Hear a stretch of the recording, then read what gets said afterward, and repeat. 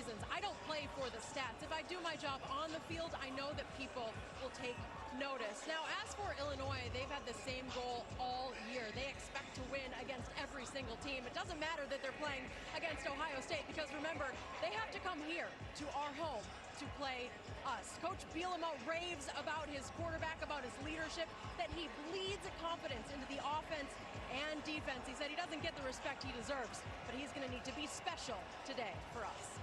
All right, Jenny, thank you very much. Great weather today here in Champaign. Last couple of weeks, folks, it's been on fire hot.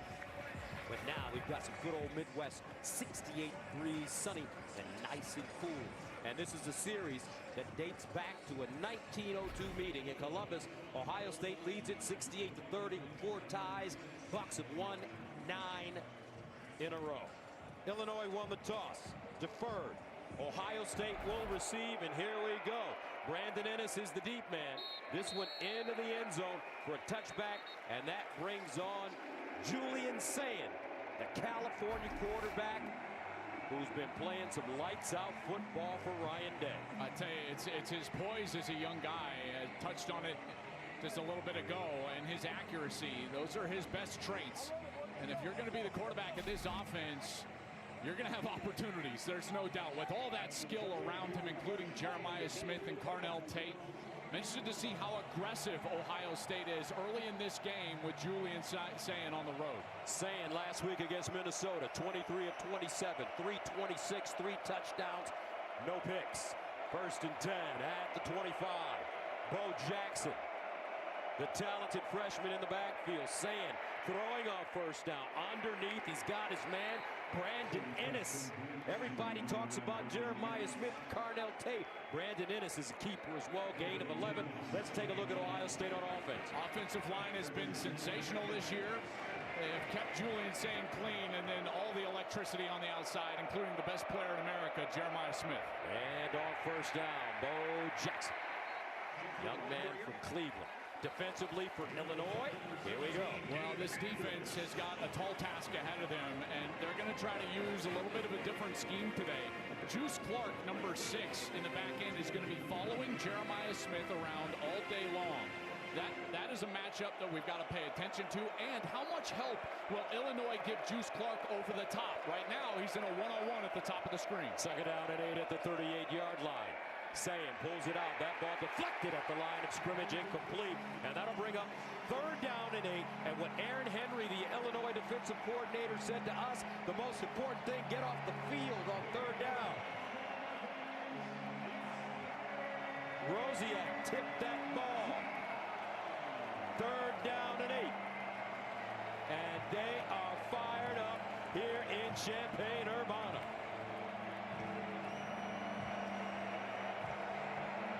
C.J. Donaldson checks in at running back.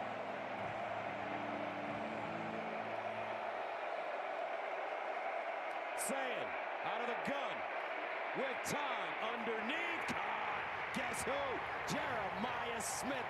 1st down, Ohio State, gain of 18. They were double covering him out here, and yet he's still going to find the area in the middle of the field over here from the right side. You see him over the top, but he's able to get across the middle. Beautiful ball. Again, there's the accuracy, and it allows Jeremiah Smith to run right through that catch. So smooth for as big and athletic as he is, and it's a 1st down, Buckeyes. You're looking at the best player in college football. 7 catches, 67 yards, 2 touchdowns against the Gophers last week. From the 44, Jackson trying to sweep around the left side, and he gets crunched. Malachi Hood, no gain. This Illini defense, they've given up a lot of yards and points over the last couple of weeks to USC in a win, and even against Purdue in a win last week on the road. And they have got a tall task. One of the things they've got to do is disrupt the timing of Julian Sayin and get into his lap. It's tough to do against this offensive line, and you don't want to blitz because then you have one-on-ones on the outside. 2nd down and 10 at the 44. Opening series for the Buckeyes. Sayin takes his time, goes through his progressions, finds Carnell Tate. Tate coming off a huge game against Minnesota. 9 catches, 183. What you want to do is try to get the tight end, but watch as the linebacker for Illinois is going to catch the tight end. What do? You go to this side and throw that little curl route. It's a nice job from Julian Sayin getting to his second read. Sayin throwing dimes already. First down at the 33. Sayin lofts it up. Incomplete. Carnell Tate, the intended receiver. Torrey Cox Jr. Great coverage. The secondary is going to be under duress. There's no doubt. Ohio State, these wide receivers, they're technically sound. They run great routes, but they're also very talented. Miles Scott, the free safety, he's got to play great. Juice Clark, number 6, he's got to be excellent in coverage. 8th play of the drive coming up. Second down and 10 at the 33. They'll hand it off to Jackson, who has a hole, hits the sideline. Jackson out of bounds at the 15. And I tell you what, partner, this kid was destined for greatness. It's Bo Jackson. He better be great, right? I mean, you can't be an average back if your name's Bo Jackson. That's up front, Luke Montgomery, number 51.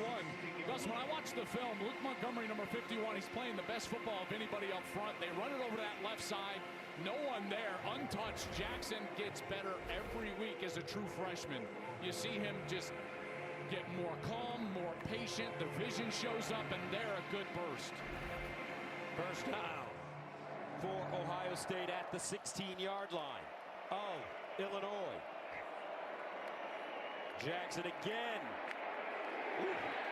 Some tough hitting there. Matthew Bailey coming up and making the stick.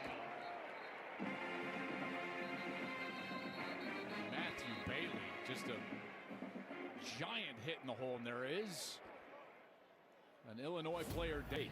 Driving the football on their first series of the game, facing a 2nd and 7 at the 13-yard line. Bo Jackson remains in. Tate in motion. Inside handoff. Jackson with a little room. And he'll gain 3. We talk about Bo Jackson being destined for greatness. Guess what his real name is? What's that? Lamar. So his name is Lamar Jackson. His daddy loved Bo Jackson, so he nicknamed him Bo. So it's Bo Lamar Jackson. You got no choice. Oh my goodness. You gotta be great. Come on now. What we do and where we go at 3rd down and 4. At the 10, C.J. Donaldson replaces Jackson. Ryan Day, what a coach. 11th play of the drive is started at the 25. Julian Sayin has been perfect. Sayin fakes the pitch. Shovel pass inside. Didn't fool anybody. Max Clare, the Purdue transfer, picks up 2. Well defended by the Fighting Illini. Kurt Neal there. It looks like Ryan Day is going to take the 3. Remember on the first possession against Washington early in the year, he went for it on 4th and short in the red zone. They did not get it. Didn't get their first points until late in the 2nd quarter. Here, after a nice opening drive, he's going to attempt to take the points. Jaden Fielding in to attempt a 26-yarder. He was 0 for 1 last week against Minnesota. Missed one from 53 yards.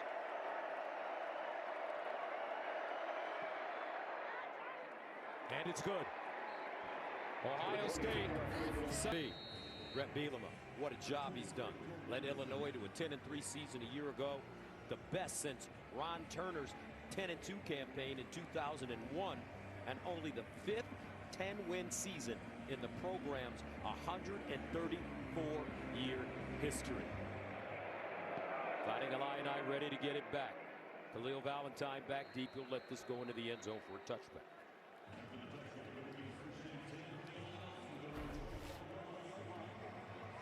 Luke Altmaier playing some of the best football in the country. And Gus, his leadership is what has been so key after that poor performance against Indiana. The way that he's played the last couple of weeks, it gives the entire building confidence. And he's going to have to be great today. I think what's the most taxing thing about playing Ohio State is everything you've got to go through mentally as a quarterback. There's so many looks that this defense is going to give him. Every single play, this guy is going to be going through it all. First down and 10 at the 25. Altmaier on first down. Play action. He'll throw it. Looks deep. And incomplete. That ball thrown behind Colin Dixon. So let's take a look at the Illini offensively. Josh Kreutz did not play last week at center. He is back in there at center for the Illini. This offensive line did a lot better job protecting Luke Altmaier the last couple of weeks after giving up 7 sacks against Indiana. They've got to run the football well today. 2nd and 10 at the 25. Valentine remains in the game, and they'll hand it to him. With good leg churn there. He'll pick up 6, maybe 7 on the play. Stopped by Sonny Styles. Defensively for the Bucks. They've been the best defense in the country. Gus, you and I have been talking about this all week long. I think the thing that makes them most special, though, is the intelligence of 3 guys. It's Sonny Styles, it's Arvell Reese, and it's Caleb Downs. It allows them to do so many different things schematically for Matt Patricia, their defensive coordinator. Oh, it just so happens that they're also the most athletic players on the field. It's what makes them so difficult to attack. 3rd down and 3 at the 32. Empty backfield. Altmaier underneath. Has his man. That's Clement. He'll pick up the first down. Gaining 6. Nice combination over here on this left side. Couple of blocks up front. Igbenos in the corner. He got inside rather than staying outside. And Clement's able to pick up the first down before Styles can knock him out of bounds. First down at the 38 now for Illinois.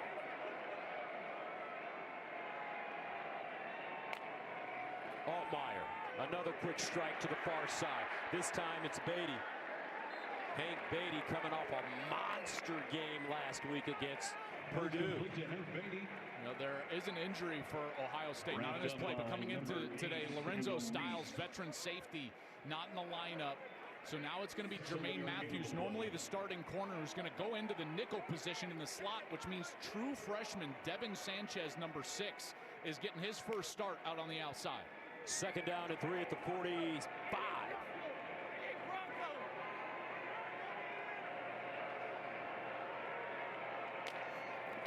Altmaier handing it off, and Valentine goes down immediately.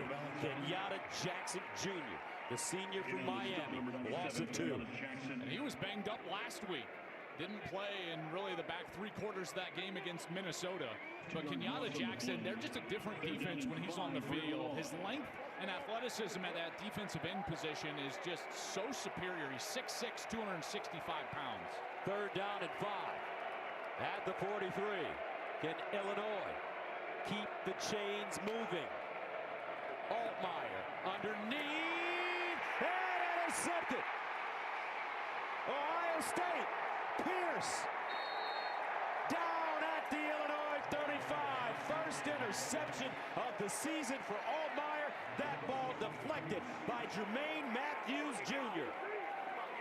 This is such a good lineup change for Ohio State because Jermaine Matthews is normally an outside corner, but Hank Beatty for Illinois, he's been one of the most productive receivers in the country over the last couple of games. He plays in the slot, in the middle. So taking an outside cover player and putting him on Beatty allows you to play him in man, and it pays off right away. The tip ball, Peyton Pierce is there for the interception, and this Ohio State defense comes up with a big play early in this game. That's Altmaier's first interception of the year.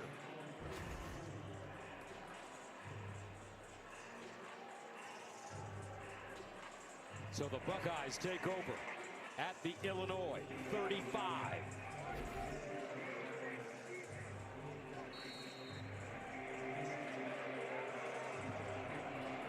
C.J. Donaldson in the backfield.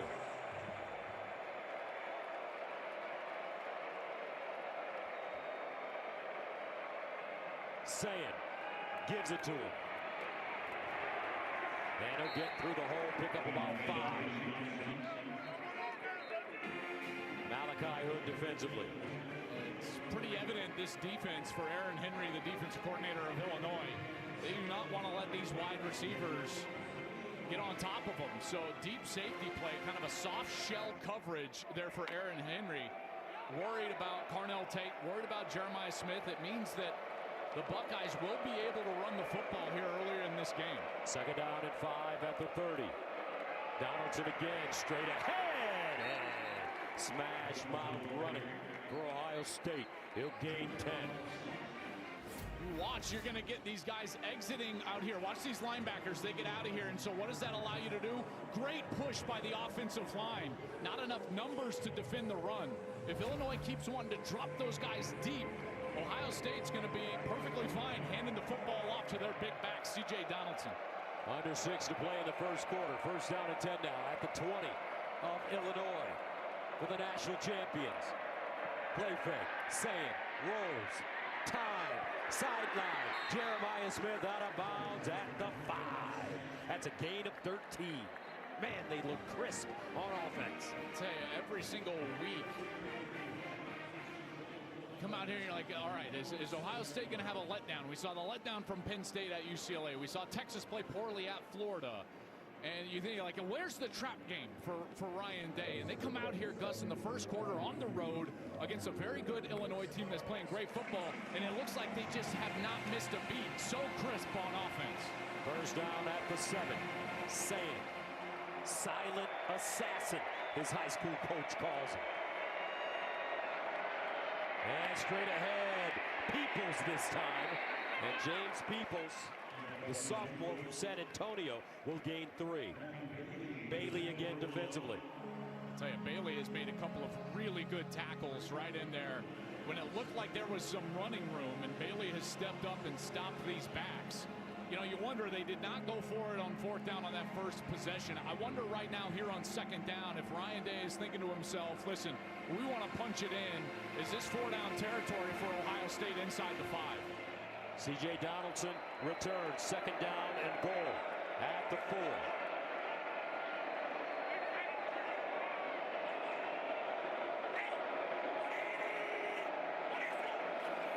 Donaldson on the pitch. And he's short of the goal line. He'll gain 3, but it'll be placed inside the 1. Is that Bailey again with a tackle, and does he get the ball across? No, forearm down, ball short. Great job by the official on the near side. And that was Matt Bailey again. A touchdown saving tackle as he was being blocked by Jeremiah Smith. 3rd down and goal inside the 1-yard line for the national champions. Out of the eye. Second man through. Touchdown. Ohio State.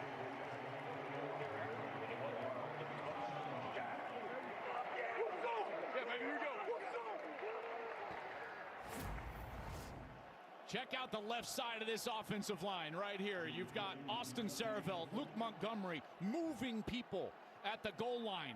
Great push. And that's what allows Donaldson to go in almost untouched into the end zone, and a nice early lead for these Buckeyes on the road. So Ohio State takes advantage of the Altmaier interception. Extra point is good for fielding. And with 3 minutes and 40 seconds remaining in the... C.J. Donaldson, 35th career rushing touchdown, 2nd most among active FBS players. Nick Singleton, Penn State, number 1. Ohio State with a 10-0 lead on the road. Let's see how Illinois responds after turning it over. And they'll start from the goal line. Jordan Anderson. And he'll get them to the 20-yard line. And that's have held their opponents to less than 7 points a game through the first 5 games of the season. 3 of those have gone on to win the national championship, and Ohio State can make it 4 of 5 this year. Matt Patricia, first-year defensive coordinator, former NFL head coach, 3-time Super Bowl champion as the defensive coordinator with Bill Belichick and the New England Patriots.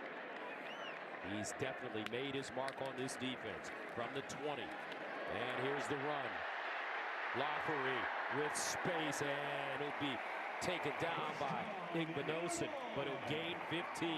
Illinois needs a good drive here. Yeah, they do. They need to possess the football here for some time, and they need to do that with these direct runs. You know, that's what they had success with against USC, is running right at the defense, get downhill, allow the backs to pick their lane, and try to move this defensive line off the ball. First down at the 36.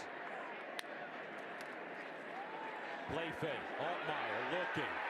Altmaier goes deep. Incomplete. Great coverage again by Igbinosun. Justin Bowick was the intended receiver. Fans wanted a flag. I think the fans have a case here, because as Igbinosun is down the field, look, he grabs Bowick's jersey and doesn't allow him to come back for the football. Igbinosun has been one of the most penalized players in college football over the last 2 years. In fact, last year he had 16 flags. Luke Altmaier in the backfield, he wanted a flag, wondering where it's at. I think they've got a case there. Second down and 10 at the 36.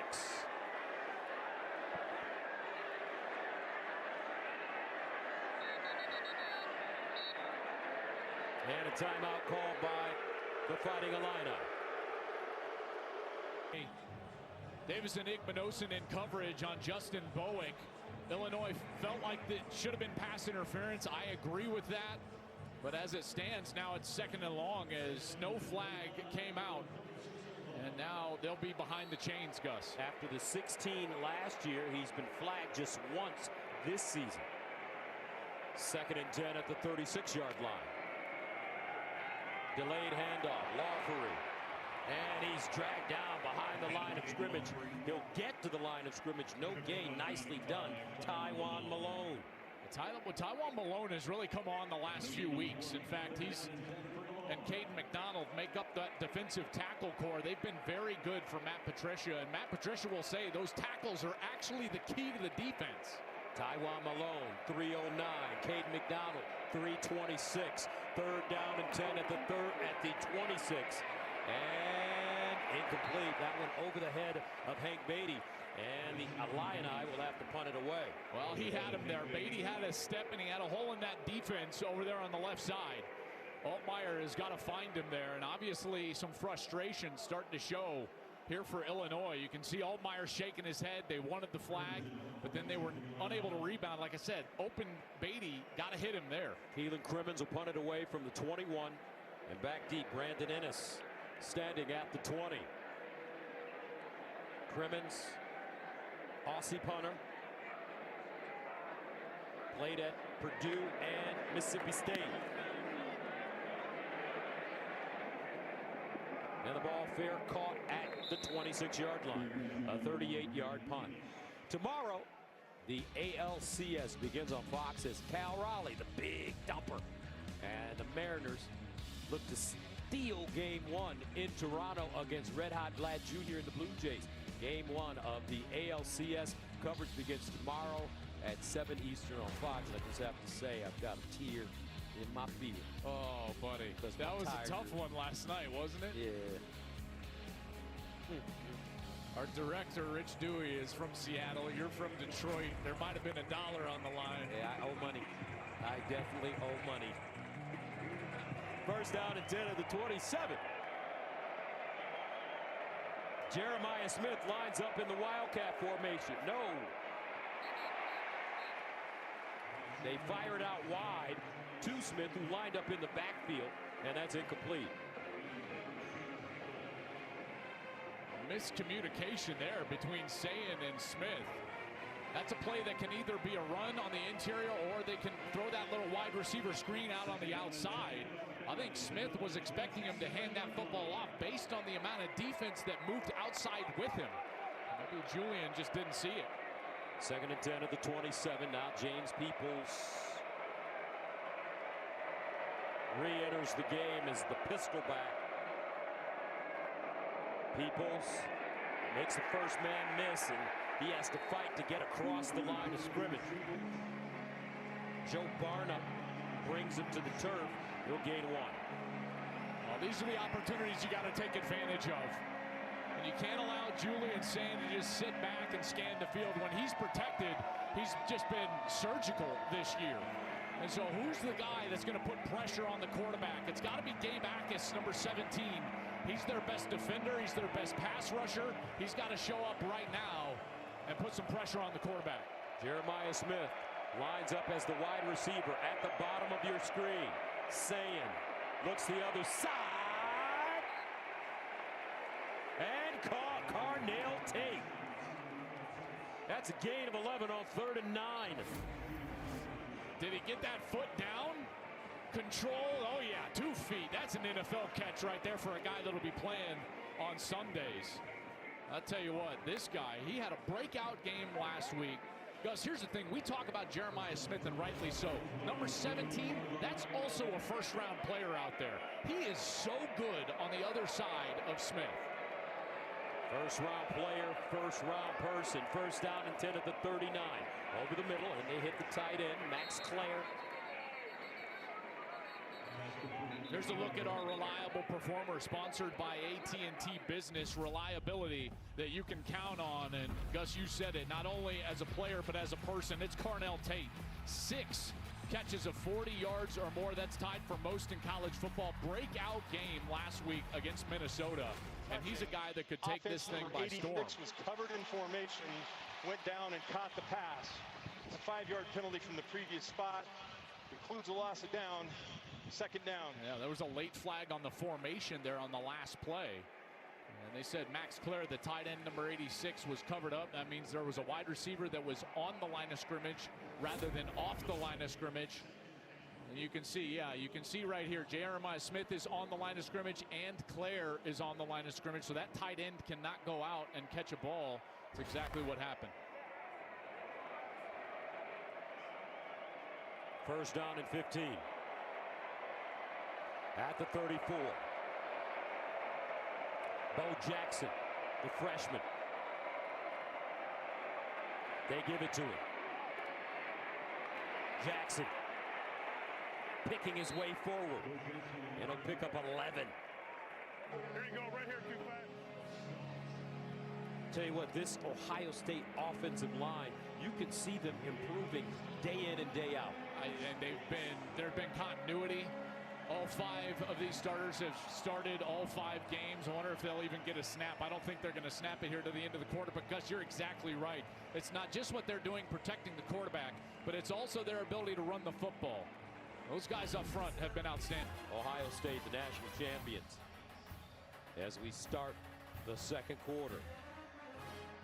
3rd down and 4 at the 45 for the Buckeyes. C.J. Donaldson, the power back. He's 6'2", 232.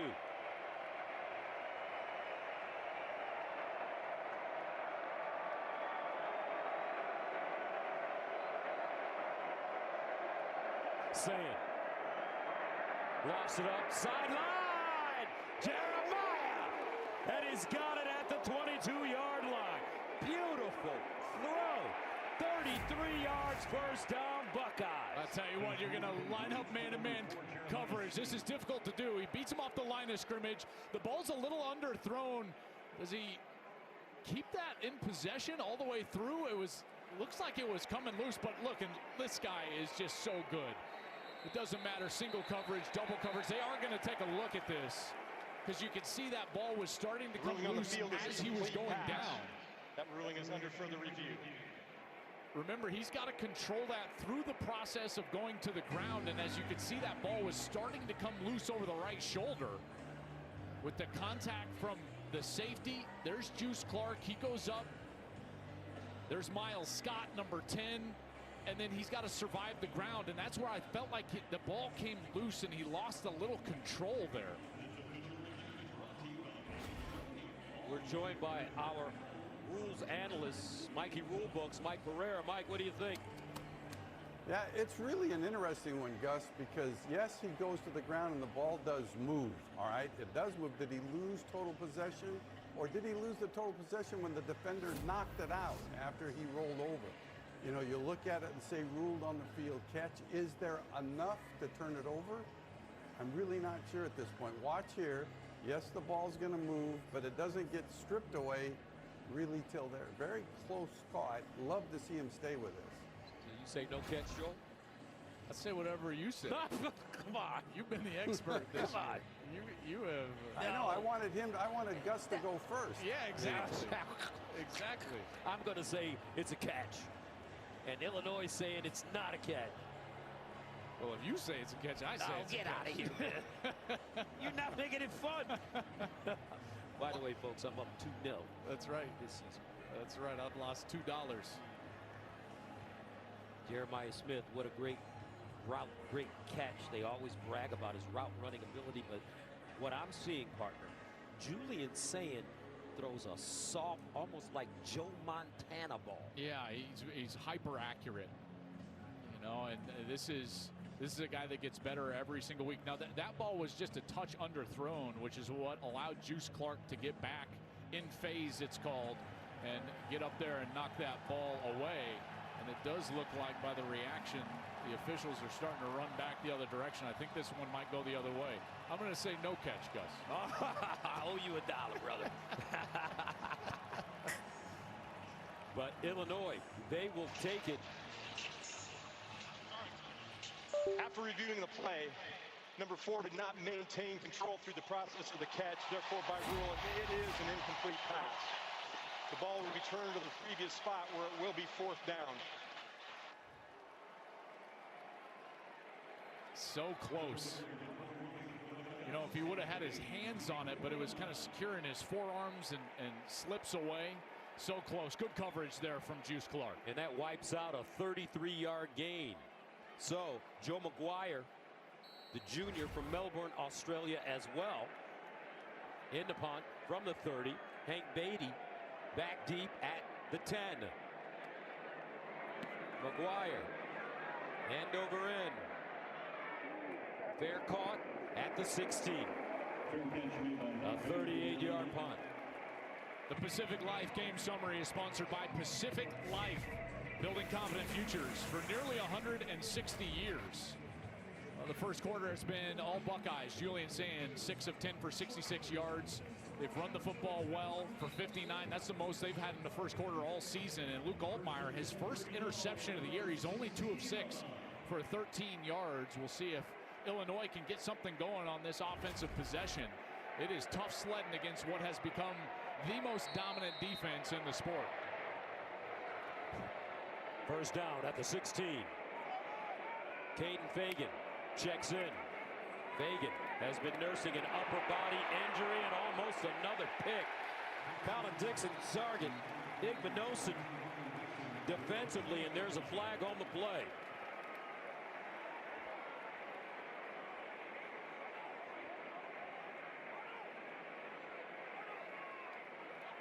Tim O'Day, your referee today. Pass interference, defense number 26. The ball will be placed in the spot of the foul, automatic first down. Peyton Pierce. Correction, foul is on number 1. Yeah, I was going to say, I don't think Peyton Pierce is even in the game. Okay, it's Igbinosun. Yeah, Igbinosun arrived just a little early, going through the back of the wide receiver right here. They're trying to run the run-pass option, the RPO, and there's that right hand right in front of the official, turning the wide receiver as Colin Dixon tried to get there, and Altmaier, he wanted the flag earlier on Igbinosun, but they got this one. Igbinosun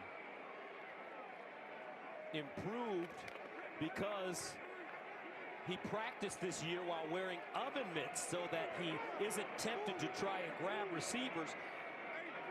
Didn't work for him right there. First down and 10 of the 26. Altmaier near side. Beatty turns it up with space. And he'll gain 8 yards on first down. Arvell Reese with the tackle. This Illinois team has got a couple of things at their disposal. One, they've got to run the football. I've been saying that the entire first quarter. They got to get downhill at this Ohio State defense. Then it becomes about Luke Altmaier diagnosing the coverage and putting the ball in the right spot when they want to throw those bubble screens on the outside. The run pass option over the middle, which we've seen a couple of times. That's really the recipe for them to move forward. Second down and 2 at the 34. Fagan remains in the game. He's a big running back. 255 first down. Now this is what Coach Bielema told us in our meeting with him yesterday. Remember, Joel, he said he watched the Patriots versus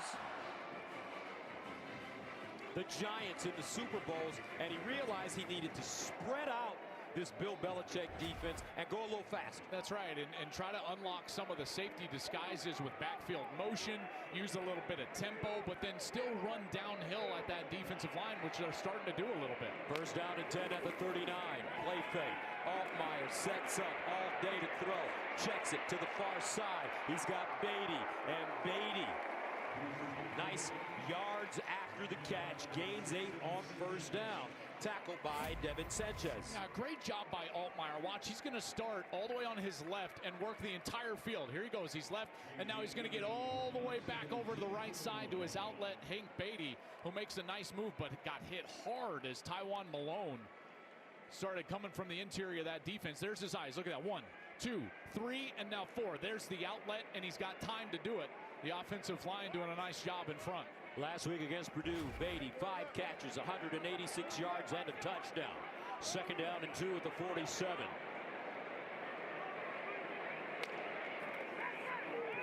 Altmaier over the middle and broken up. He had his target, Hudson Clement, but Igmanosin, Johnny on the spot again. This is difficult to do. He's reading the run on the left side, but then he's got to come back and throw the ball on the right side. And that one was on the money in a shoebox. The problem is that the coverage is so tight from these defensive backs, and it's got Luke Altmaier a bit frustrated in the backfield. A lot of tipped balls already. 3rd and 2 at the 47. And they'll run it and will not get it. Jordan Anderson this time. And he's stopped by Sonny Styles. Oh, man, do you go for this right here? I think that you do. Gotta. Don't you? Yes. You know, there's a time to be aggressive, and this is it. Down 10, second quarter, and they put the big back in, so number 3 checks back in. Gus Caden Fagan, you already mentioned, he's 6'3", 255 in the backfield. Remember, Luke Altmaier, he's like a point guard. As a quarterback, he's got great wheels. And watch for the hard clap, too, to try to draw him offside. 4th down and 2 at the 47. They'll hand it off, looking for that first, and they should get it with Fagan. Looks like Fagan got pushed forward by a Buckeye. I was going to say, the last Buckeye in there, I think, was Caleb Downs. Watch number 2. He comes in from the right side. It looks like Fagan is short, but then Downs jumps on the back of him and moves him forward a half yard. I think it's what's allowed him to get the line to gain. Falling forward, and the Illini will stay on the field and move the chains. First down and 10 at the 49. 10:43 to play in the second quarter. Khalil Valentine checks back in. Altmaier, here's the reverse. Altmaier trying to throw it, and it didn't fool anyone. Pressure by Caden Curry, the senior from Indiana. Look at the discipline of this defense. Watch these guys back there. Watch, you know, you got safety back here, and they're all just going to take off into their zones, eyes in the backfield. Doesn't fool anybody. And I think that that comes from the confidence they have in the defensive line. You know, that second and third level of this defense, they know that those guys up front can control things, so they don't have to commit to those little trick plays too early. Second down and 10 at the 49-yard line. And Fagan running. He'll get outside. Nice stiff arm dragged down from behind by Caleb Downs. And it's a gain of 3. I will say this, you know, we haven't talked a lot about this defense yet, but they give you so many different looks, and right now they're going to run onto the field what I would call their dime package. What does that mean? Well, they're going to take defensive tackles off the field, and they're going to put a 6th DB on the field. And this is a package that they use with 2 defensive ends, try to get more speed on the field. You've got Kenyatta Jackson and Caden Curry as your outside defensive ends. 3rd down and 7 at the 48. Trips at the top of your screen. Altmaier in trouble. Reverses. Sideline caught and first down. Cole Rusk found a soft spot, and he'll pick up 10 on 3rd and 7. I'll tell you what, Caden Fagan did a great job picking up that blitz and allowed Altmaier to get out to the left side. But look, oh, he stepped down. The receiver was forced out of bounds, came back on his own, legally caught the ball, first down. Igbenogson pushes him out. He can reestablish. Rusk steps right back in. He's a transfer from Murray State, was here last year, but didn't play because of a knee injury. That's a big catch right there on a third down. 6'5", 250. From Rock Island, Illinois, first down. Best drive of the day so far for the Fighting Illini. Play will look to see if the receiver was inbound at the time of the catch. You know, the one thing I was just going to say is, yes, you can be the first to touch it after being forced out, but Gus, you've got to get yourself completely back inbounds and reestablish. You just wonder how quickly he was able to get back in. See that last step, his right foot was actually on the sideline and hadn't firmly gotten himself totally back in. You see that right foot? That's going to be very close. Very close. Ruling on the field is a catch. And I can't tell from that angle, partner, if that foot was out of bounds. Yeah, it's tough to tell. He clearly gets pushed out, but then he's got to reestablish. That's a tough call. Gus, what do you say? I say it's a tough one to overrule. Mike Pereira, what do you think? Well, you know, we were looking at this really closely. The key is the left toe on the ground with the right foot now off the ground that was out of bounds. So as long as that toe's on the ground, that counts as reestablishing. So it's reestablishing with the body part. And I think, again, the fact that it was ruled a catch, and again, look at the out of bounds thing. He was forced out of bounds. So then he can come back in and reestablish. I don't think they can change this. After reviewing the play, the receiver's right foot was out of bounds when he jumped to catch the ball. By rule, that makes it an incomplete pass. The ball's returned to the previous spot where it will be fourth down.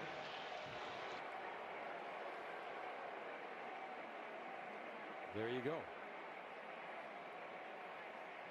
These officials doing a great job here today, early on.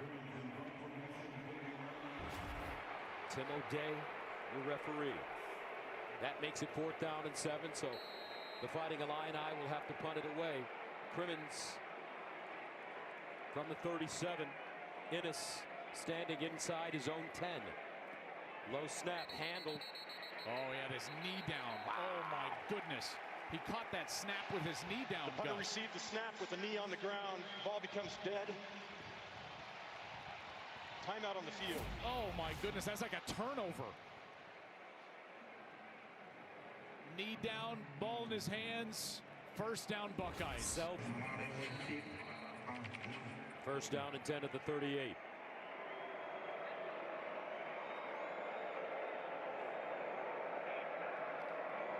Play fake. Saying he'll take a shot. Sideline. Caught.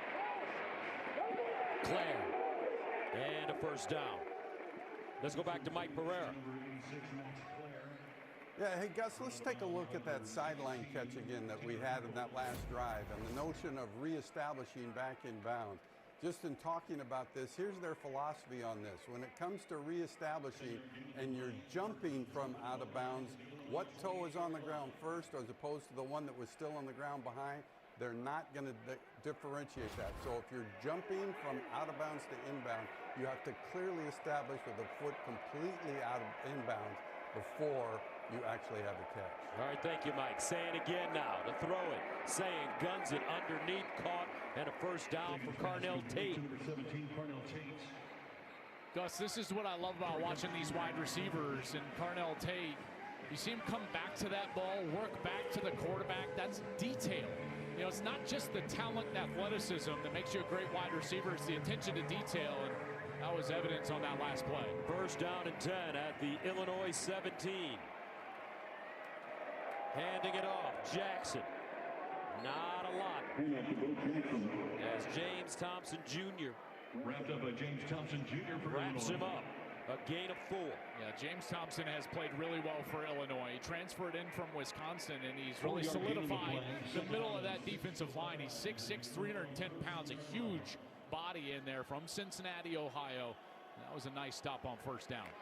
2nd and 6 at the 13. Jackson, single setback. Tate in motion, lines up in the slot. Play fake, Sand rolls, takes his time, and he'll just walk it out of bounds. That little shove at the end by Joe Barnum. No gain. I'd say that was got to pitch a tent on that one, because there was all sorts of guys falling over. Watch, Tate's going to hit the tight end. They fall over. You got a tight end out in the backfield. He falls over back there, and Sand's like, wow. Now, if no one's going to stay on their feet, I'll just run for it, boys. So that brings up 3rd down and 6 at the 13-yard line for Ohio State. Ohio State, 18 plays in their opponent's territory. Sand delivers, incomplete. Carnell Tate the target. That one thrown a little wide. Torrey Cox Jr. in coverage. That one looks like a little miscommunication as well. It looked like Sand was expecting Carnell Tate to go to that back shoulder fade. And he threw it back to the pylon. They're having a discussion right now over on the sideline. Look, Sand saying, hey, listen, I need you to fall out of that route. Carnell did not, and they're going to have to settle for a field goal. So fielding good from 26 yards. This one from 31 yards away. And it's good. 13-0. Societies in Illinois and Ohio State decided to commemorate their rivalry with a trophy. So they came up with Illabok, a turtle that would change hands between the schools. And that trophy was originally an actual living turtle until it passed away. And the current wooden version was carved and awarded in its place, the Illabok. Sorry, I'm laughing. But they chose a turtle because they lived for so long. They thought I'll be around forever. Next year it died. Oh, man. Well, there it is. Nice looking trophy. 13-0. Ohio State. Ohio State defense continuing to dominate. 6:43 to go. 6:43 to play. Second quarter. Valentine, the pistol back. Altmaier.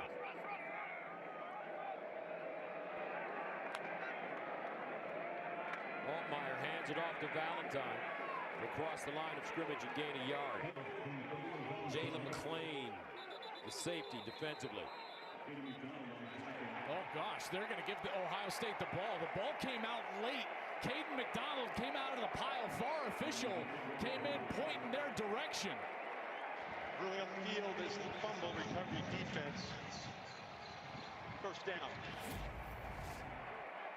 Valentine was shaken up on the play. You can see as he's trying to, oh, look, his leg collapses right there. Oh, my goodness, that's just terrible to see. And so he doesn't have a body part down as McDonald was pulling on that football. And they're going to carry Khalil Valentine off, who ran the ball so well last week against Purdue. They've been struggling at health at the running back position. Caden Fagan came in with a shoulder banged up today. He's gotten some time.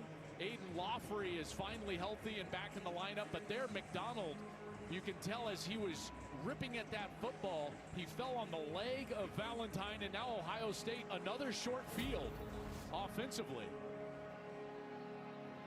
McDonald, 326. For the review. They're going to see just if he had any body part down. When that ball was starting to come loose. So here's McDonald.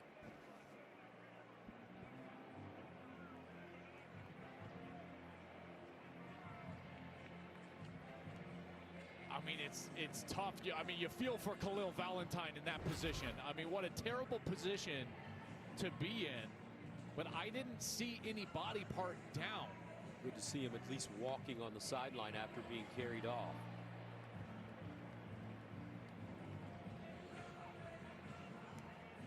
It's great news that he is walking, because that did not look good.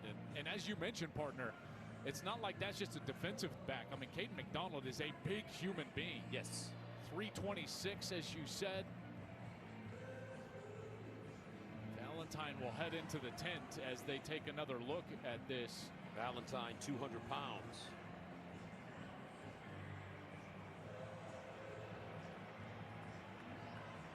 You know, it was so late. I thought that maybe progress would have been ruled stopped, but that was not ruled on the field. After reviewing the play, the rule in a fumble recovery defense is upheld. Down Ohio State. So Ohio State forces the turnover. Oh my goodness, and just think about these massive plays that have gone against Illinois. That first down that then comes back because Rusk didn't reestablish. Then all of a sudden the punter, his knee is down, which, by the way, I feel like they should change that rule in college football. And obviously in the NFL, your knee can be down because you are not touched. Well, in college, they should afford the punter the opportunity to go down to a knee and then still get the ball off. That's just a personal opinion of mine. But then now another turnover and a short field for this offense. So from the 26-yard line now for Ohio State, first down. Jackson on the toss.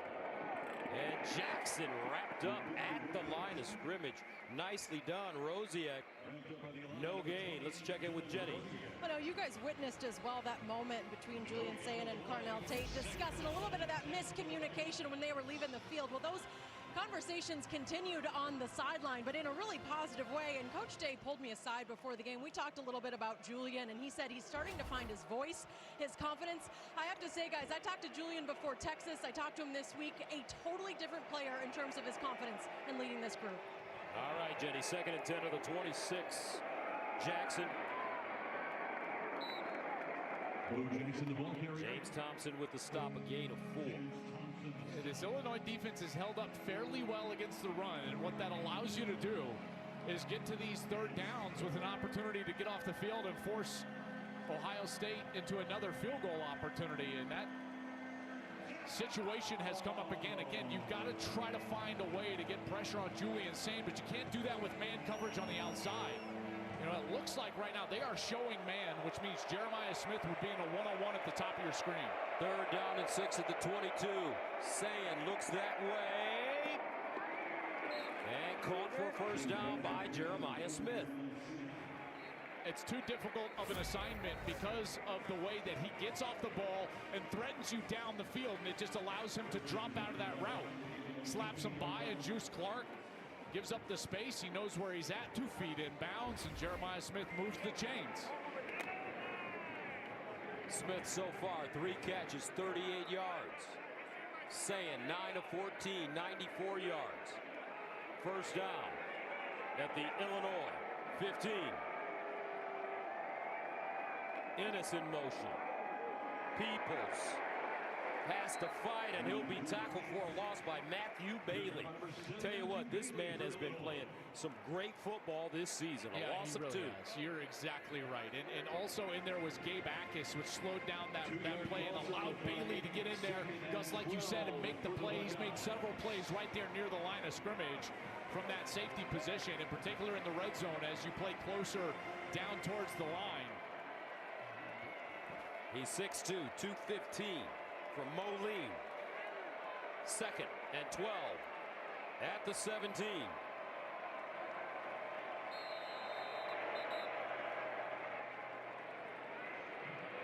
Short timeout, Ohio State, their first of the half.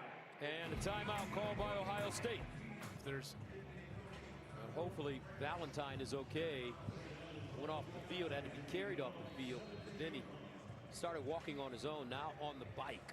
And watching the film, which is more important, because you know now he's like, all right, I'm back in this thing and hopefully back on the field on the next series.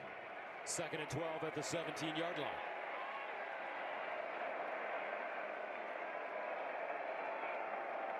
Sayin with time, ball deflected, or swung out rather to Jackson. He dives.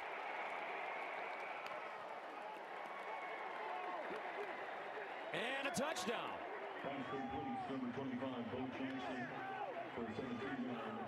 It ended up being almost a screen on the outside. He's going through his progression, but because it took so long, look, he had a lead blocker in there. That's Max Clare. And as long as he stayed in, oh yeah, in the air, ball over the pylon, and Bo is in the end zone. Great job by Julian Sayin, just surveying the field, getting all the way over to his last man in the progression. And like I said, it almost acted like a screen because the tight end was out in front as a lead blocker. A 17-yard touchdown grab by Bo Jackson. Ohio State takes a 19-0 lead as Fielding comes in to attempt the extra point.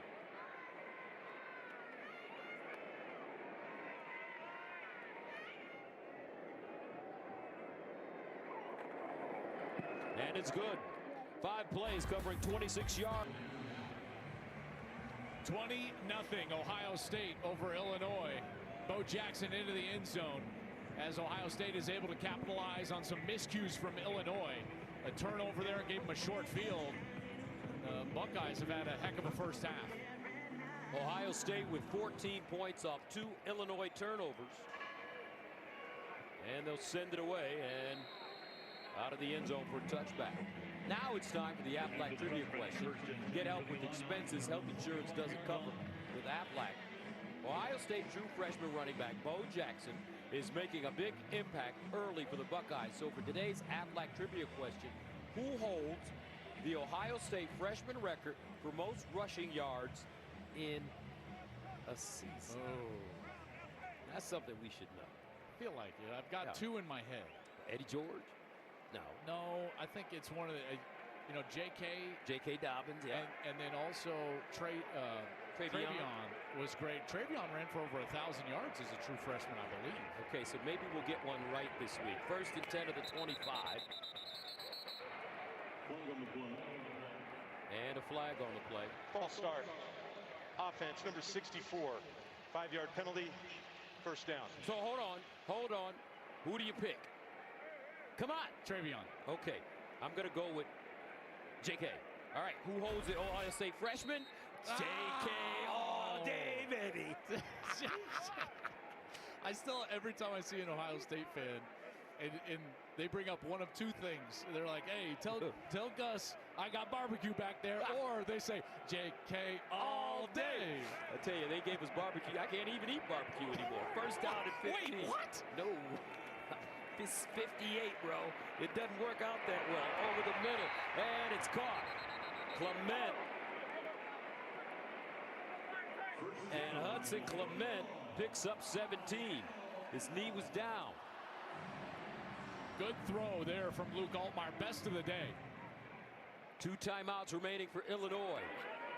Altmaier again over the middle, and again he completes it to Hudson Clement. Clement came in with 13 catches on the season. Now the Fighting Illini moving the football. Yeah, and this is how you have to attack this defense. You get him into more base structures. Also, Luke Altmaier, this is how he wants to play, with tempo. First down at the 48. Altmaier again on near side. Colin Dixon turns it up.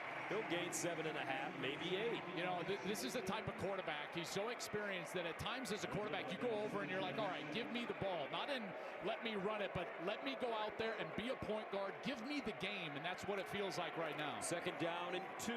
Here's the run with Fagan. First down, Illinois. As they get to the 30, a 9-yard gain. Yeah, and Fagan is reaching for that shoulder again, and he's going to come out. I told you he was banged up a little bit with that shoulder. He goes down to the turf on that side, and he's got to ask out. But this is a huge sequence here. Obviously, 20-0 hole. You got to come back. But they did defer after winning the toss, so they do have the first possession to start the second half. So a chance here to get a couple of possessions where they can try to get some points on the board. First down and 10 at the 31.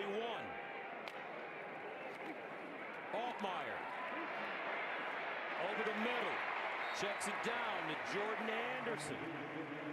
A 6-yard gain, and that takes us to the 2-minute timeout. 2nd down and 4 at the 25 for Illinois. Altmaier and the Illini really moving the ball efficiently on this drive. Altmaier Over the middle, caught. Should be a first down. Hudson Clement again. And it is a first down. Yeah, I just love this series because this is just a Luke Altmaier series. Letting him be the point guard. It's a lot easier as a quarterback to find this rhythm when you're in a 2-minute style tempo like they are on this drive, and he's been terrific. First down at the 20. Altmaier near side throw. Clement.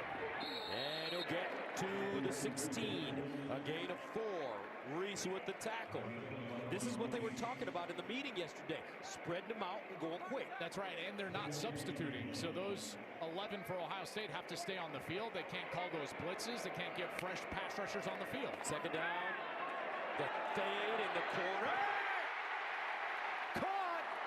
Bowick. A flag on the play. If it stands, it's a touchdown. Pass interference. Defense number 6. Play is declined. The result of the play is a touchdown. Touchdown, Illinois. Man, they marched it up and down. And Bowick runs a great route and makes a terrific catch. He's their red zone target. There you see the tug of the jersey. The only thing is that nothing actually hit in bounds. I'm sure this will be reviewed for the touchdown perspective. The penalty will stand, though. I think this is going to come back from a touchdown. There's the grab of the jersey, and the young corner, Sanchez, Devin Sanchez, gets called for it. Bowick is really a big guy, 6'4", 210, and he's really good in the air. There was a flag on the other side as well for P.I. Igbinosun. There's a flag. There was a flag on Sanchez, both sides. That's Bowick's, if it stands, 5th touchdown. But like I said, partner, nothing came down in bounds. So I could see this coming back as it relates to a touchdown. But then obviously the penalty would be enforced and it would be an automatic first down for Illinois. Bowick from Powder Springs, Georgia, Ball State transfer. Devin Sanchez all over him.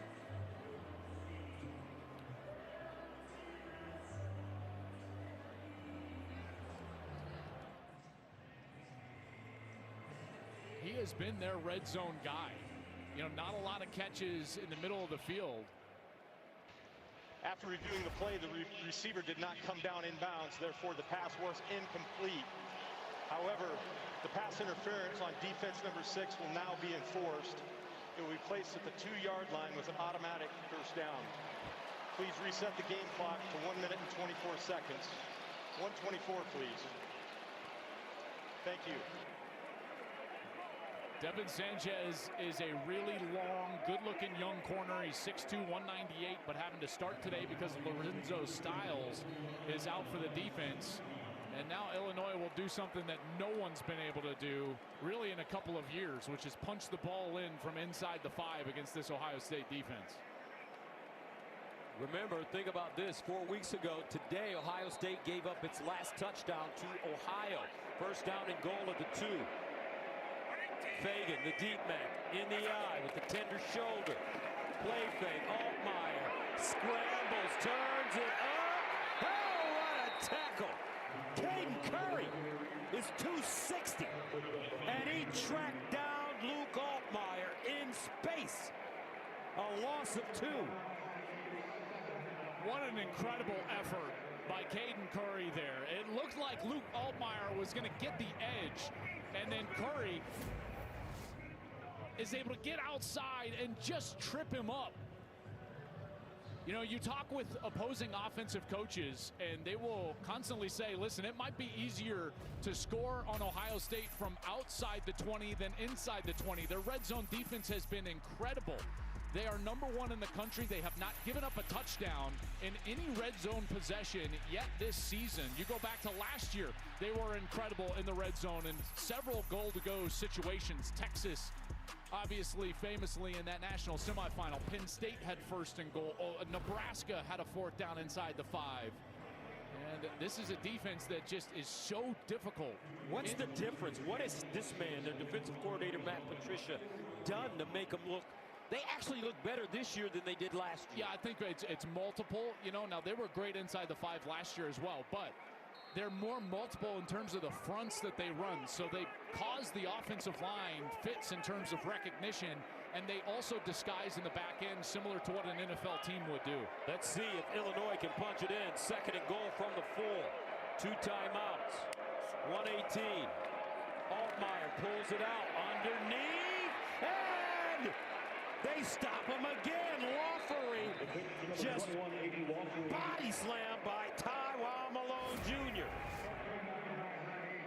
Taiwan Malone looks like a ballerina here. Watch, he's going to turn himself all the way around, spin, and just grab and say, no, you come here. And he stops him at the 1-yard line. Look, Malone's looking way outside, and then Lawfery falls in his lap. He spins him down to the ground. Altmaier was in the background with his hands in the air. He thought they had a touchdown. Gus, it's remarkable how well they play defense inside the 5-yard line. It's crazy. And this dates back to last year. Yes. Jim Knowles was the defensive coordinator, who's now at Penn State. 3rd down and goal at the 1. And you wonder, with all of that success that they've had, is it 4-down territory? You know, would you just take the points knowing that they're going to get the ball? Illinois, of course, after halftime. You got to go for it, I would say. I would think, and to be honest with you, I don't think you can run at the interior of that team. Look at all those guys. Those are all 300-pounders standing with their heels on the goal line. Altmaier facing a 3rd down and goal at the 1. Jordan Anderson checks in at running back. And some movement on the right side of the Illinois offensive line. Wow.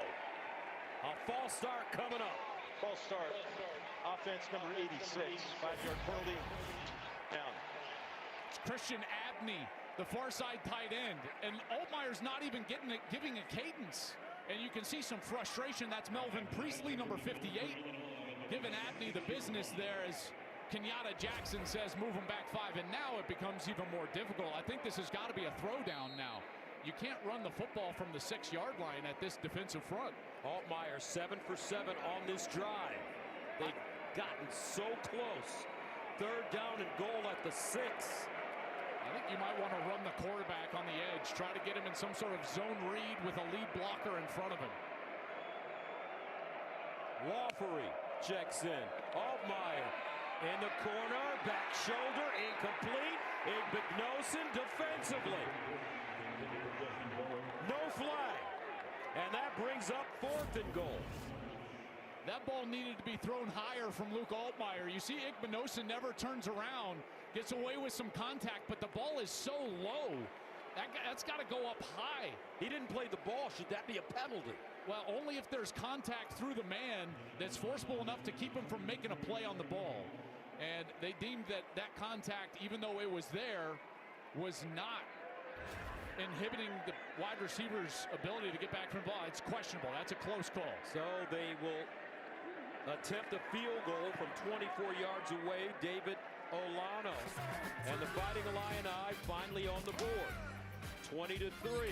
Obviously frustrated with the no call on the pass interference, or no pass interference, but also time left for Ohio State. So 1:05 remaining here in the 2nd quarter. Tomorrow on Fox, Dak and the Cowboys take on the Panthers, or Matthew Stafford and the Rams battle the Ravens, or other regional action. Check local listings for the game in your area tomorrow on Fox. Man, what a sequence that was. And again, no touchdowns inside the 5. It's just stunning how good they've been in their red zone, and in particular what I would consider the low red zone inside the 5, and now 178 minutes of game time back to that Ohio game without giving up a touchdown. 1st down to the 25. Sayin looks backside, sets up a screen with Jeremiah Smith, and he's gains a couple of yards. Jeremiah Smith. Drop quickly. Number 17 gave back. Ohio State out of timeouts, as you mentioned. 2nd down and 8, not in a rush with the lead. Sayin, sideline throw caught by Max Clare, gain of 4. Their kicker, Jaden Fielding, he's attempted from over 50 yards. but has yet to make a kick from over 50 yards in his career, which means you really need to get this ball to feel decent about it almost all the way to the other 30-yard line. Attempted a 53-yarder last week. He had enough leg, but he was wide left, kind of hooked it. Good from 26 and 31 today. 3rd and 4. Sand. Looking. Over the middle and knocked down. Great defense this time. But guess who? Matthew Bailey. What a half he's had. So now, Ohio State will punt. Illinois with 2 timeouts left. And they've got a red-hot kicker. Great job by Bailey, staying close to Claire and then not contacting him as he goes up and over the top to bat that ball away. David Alano last week against Purdue was 5 for 5. Remember, he kicked the game winner against USC a couple of weeks ago right here. Joe McGuire needs a good punt from his 16. And Hank Beatty is the deep man. He was an honorable mention All-America a year ago, Beatty, as a punt returner. Delay game, kicking team, 5-yard penalty, 4th down. So they'll back it up 5 more yards. Illinois with a chance to maybe get some good field position. Yeah, and maybe do you come after this one? Do you come after your best punt block right here, or do you allow Beatty to try to give you good field position? Now that you backed him up 5, Beatty's going to have an opportunity to get this ball to about the 40-45-yard line with a good return. Talked to Alano yesterday. He said in ideal conditions, he thinks he can hit one from 65.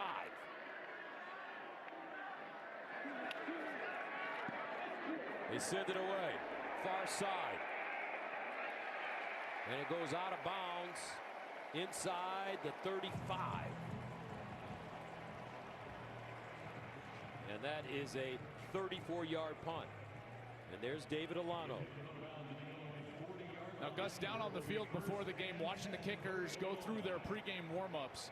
The opposite direction is where they were hitting all the long field goals. The wind is traveling what little wind there is from left to right. So the kickers, from a range standpoint, going the direction Illinois went, they were about 5 to 7 yards shorter than going left to right. So I think that Illinois needs to get this ball to about the 35-yard line to feel good about the range of their kicker. And remember how the Fighting Illini moved the football on their last drive through the air. 1st and 10 at the 40. 2 timeouts left. Altmaier all day to throw. Checks it down to Anderson, and he'll just walk out of bounds around the line of scrimmage. A gain of 2. What's nice is those 2 timeouts in the pocket, so Luke Altmaier can work across the middle of the field, even short of the 1st down marker, and they can still stop the clock. Where do they need to go to get in field goal range for Alano? Yeah, I think this direction, it's probably about the 35-yard line, 36-yard line. So they need about 25, 30 yards. 2nd and 8 at the 42. Altmaier looking. Altmaier fires. Oh, incomplete. Hudson Clement had his hands on it. Just couldn't haul it in. He got all sorts of time in the pocket, and this one is just out of the reach of Clement. Ran a beautiful route. He's behind the defense. And boy, you'd love to see him come down with that one. And Altmaier again shaking his head in the backfield. Just not his best day so far. 3rd down and 8 at the 42. Big play here for Illinois. Trips at the bottom of your screen. Here comes the pressure. And Ohio State gets to him. Kenyatta Jackson. Arvell Reese. A loss of 8. And they'll just let it run down and go to half. I tell you, Arvell Reese came like a bullet off of that left side of the defense. Ryan Day's got to expect that Brett Bielema is going to go right back to his quarterback and try to get him into that rhythm right away.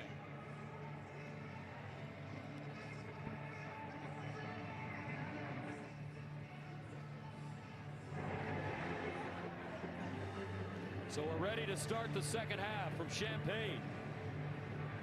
as the Buckeyes send it off into the end zone for touchback. Let's go downstairs to JT. Well, Gus, as you know, we've covered a lot of Ohio State football over the years, and I asked Coach Day specifically about that red zone defense. You know what word he used to describe them? Unbelievable. I feel like that's a pretty good word coming from Coach Day. Obviously loved the way they ended that half. He said he still wants to see that defense continue to make them work the entire field offensively. They got to capitalize on the red zone. Now, Coach Bielema was frustrated with the refs coming back out here. Didn't want to give me specifics, but he said those mistakes, obviously they're hurting us. You just can't make anything happen when you're making mistakes. Luke Altmaier needs to be better. We will be better in the second half. All right, first down and 10. And Altmaier handing it off to Lawfery. And Sonny Styles there for the tackle, gain of 2. This was going into the half, and that's the far side official. It's Nicole Randolph, and he was upset at some of those non-pass interference calls, in particular down in that red zone stop, and he was highly frustrated walking in at halftime. Second down and 8 at the 27. Altmaier out of the shotgun. Altmaier over the middle, and a nice ball. Nice catch, Hank Beatty again. So there's some room. He gains 13.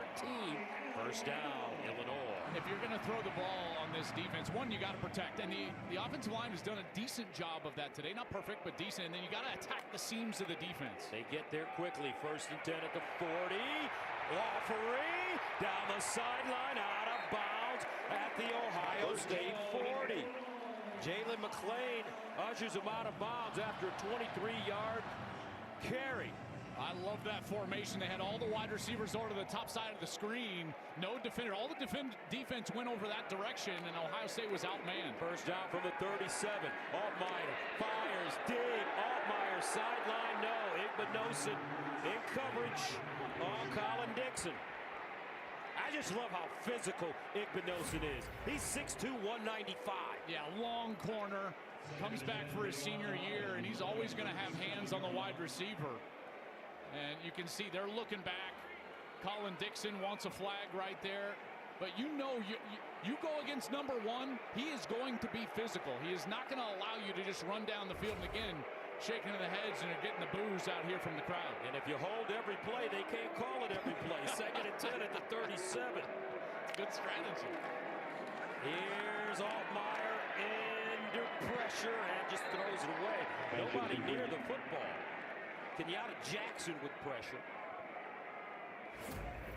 Look at this defense adjust. Watch all these defenders. They're trying to flood the zone over this way with all of the motion and then the wheel out of the backfield. But the defense was on them. It was man coverage. Again, Matt Patricia switching things up.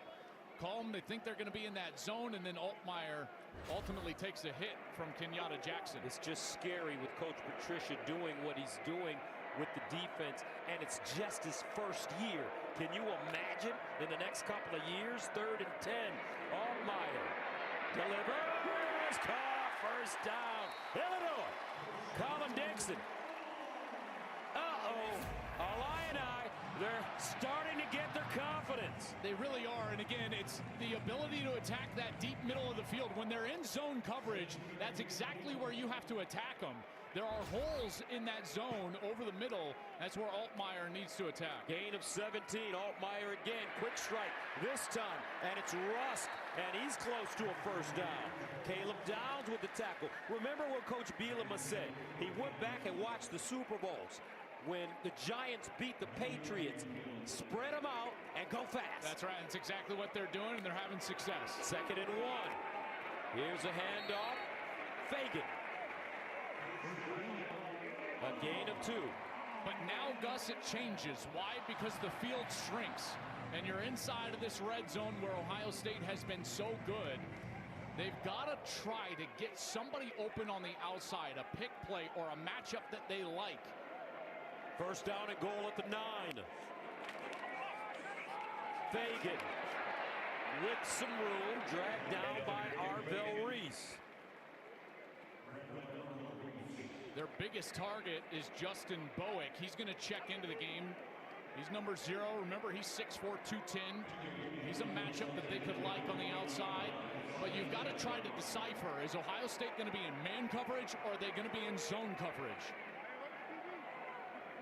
Second and goal at the 7. A touchdown here would speak volumes for this Illinois team, especially from a confidence perspective.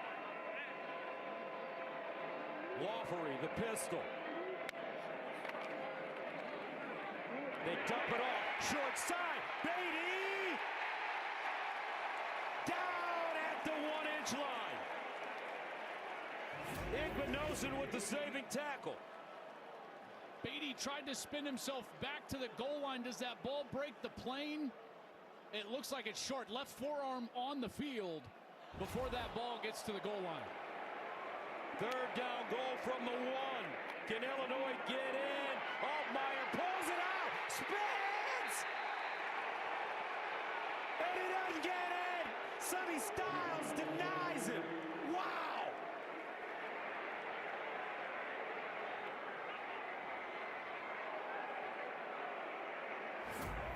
This is unbelievable.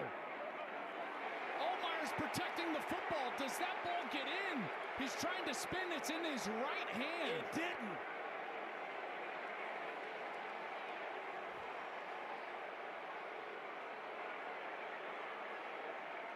I think Brett Bielema is going to want another look at this. The fact that the ball's in the right hand, it's not over the goal line, and so when he's down, it's short of the line to gain. I think that was a good spot by the official. So they'll take a look. Coach B. Replay will look at the previous play. The ruling on the field was short of the line to gain. Gus, how do they do this at the goal line? It's wild. And we saw this last year. Yes, time and time again. This is the second down play. Beatty spins around. He's short. The left forearm goes down.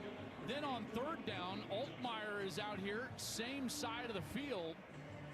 And there's Sonny Styles. And because that ball is in his right hand, when he actually goes down right there, it's short of the goal line. We do have a camera, a cart cam that's right there down the goal line, but it was being blocked. That's the best look they're going to get, and there's nothing that's going to overturn the call on the field from the looks that we're seeing right now.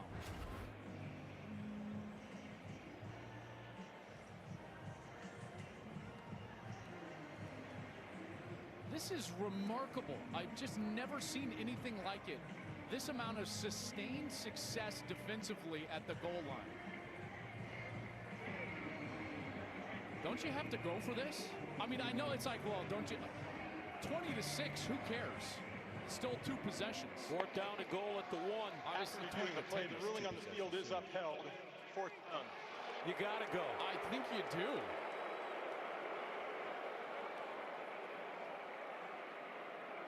I mean, they can't do it again. I mean, this is... I would get in the same formation. I would send 3 wide receivers over to the right side. And I would let Luke Altmaier, kind of like the third down play, have some sort of quarterback read in the run game. Maybe even lead a tight end in front of him.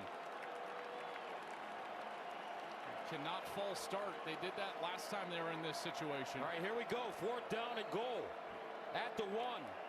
Aiton Lawfery in the backfield, out of the offset eye.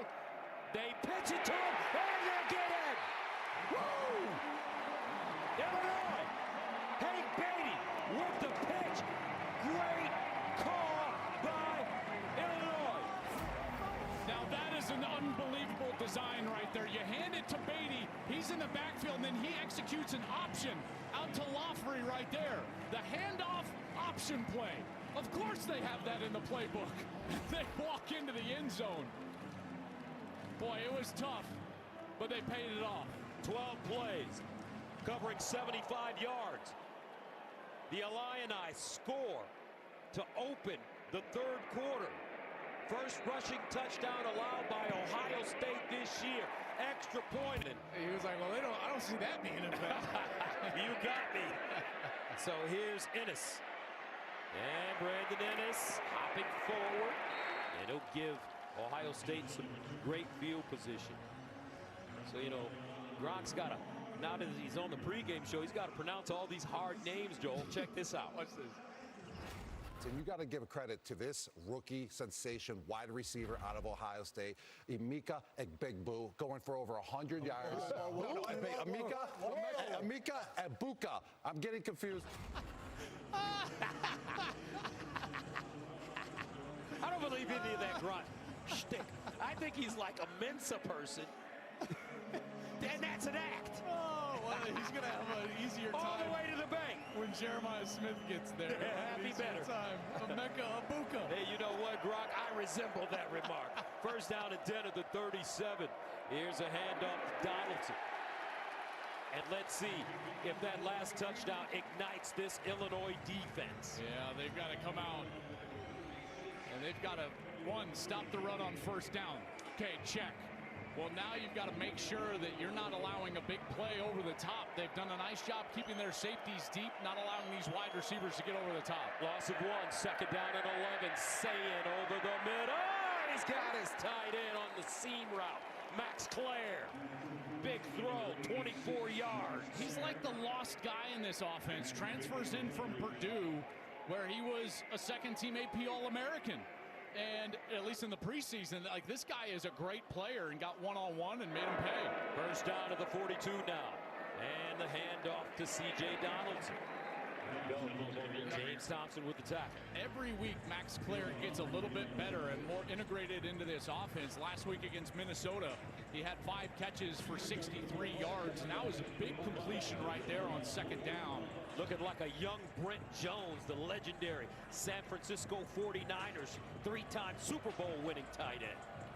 Second down and 8 at the 40. You worked with Brent. That's right. Worst days of my life. Here's the handoff, Jackson. And Eckes with the stop, gain of 3. Another chance here for Illinois, trying to get off the field. You know, where Ohio State has had success is versus soft coverage on the outside, just throwing it out to Jeremiah Smith or Carnell Tate on those short underneath routes on the outside. I wonder if Illinois will maybe put a safety over the top and allow these corners to play tighter coverage on the outside wide receivers. Jeremiah Smith, the receiver at the bottom of your screen, number 4. He's got bump coverage in one-on-one. This might turn into a fade. 3rd and 5. And some movement on the left side. This may go against the Buckeyes. Before the snap, timeout Illinois, their first of the half. It will be 30 seconds in length. So a timeout called by the Illini.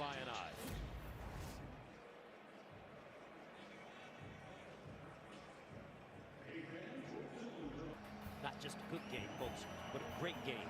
Illinois showing some signs.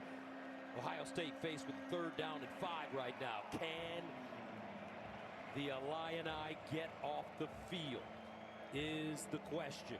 You know, I wonder if this would be 4-down territory. They're right on the edge of Jaden Fielding's range, the field goal kicker for Ohio State. So I wonder if they would have 2 snaps here to try to move the chains. 3rd down 5 at the 37. Smith at the bottom of your screen. And some movement up front. Eckes jumped.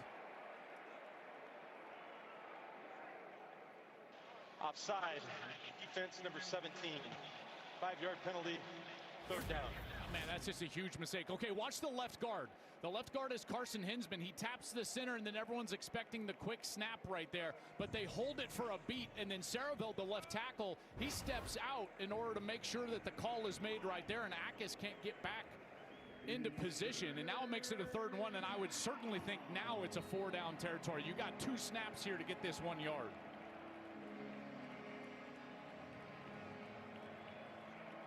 Third and 1 at the Illinois 33. Sayin looking, flushed out, on the move, complete. First down. Will Kazmarek. A gain of 7. Well, they get pressure from the interior, but watch Julian Sayin. He does a great job eluding the pressure, gets out of the pocket to the right, and then finds his tight end, Kazmarek, for an easy completion and a first down. I tell you, the poise for Sayin really jumps out to me just because he's such a young player. You know, making his first few starts here in college football, his second time on the road, and he looks very poised. 1st and 10. And here's a reverse to Smith. He's got blockers. Oh, he's upended. What a tackle. Torrey Cox. And Smith was shaken up. They've got 2 blockers out there. You've got Max Clare and Sarveld, and neither of them blocked Torrey Cox.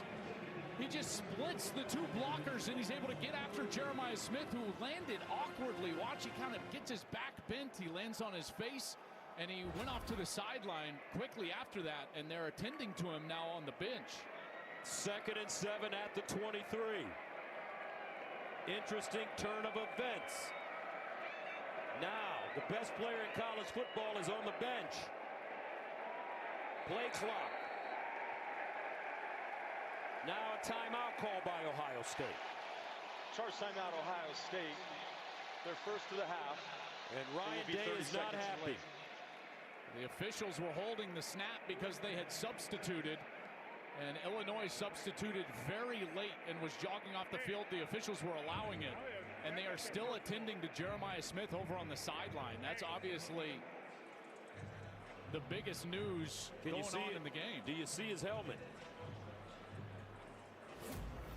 Here's the play he was shaken up on. Again, the left tackle, Sarveld and Max Clare, just totally whiff on Torrey Cox. So you can see how awkwardly he lands. Head first. Yeah, head first. Gus, that leg kind of bending back. And he is still wincing over there. Yeah, and you can tell I think he's looking at his back because of the way he bent.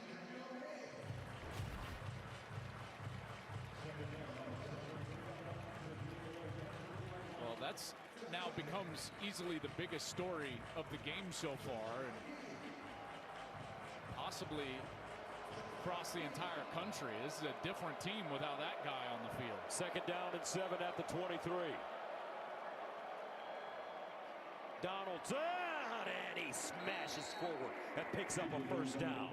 At the left side of the offensive line, opening up a nice hole. Luke Montgomery, Sarveld, as well as Heinzman. Got to include the tight end, Kasmerick, a good block. Philip Daniels pulls around from the right tackle position. It's a nice job by that left side. 1st down and 10 at the Illinois 15 for Julian Sayin.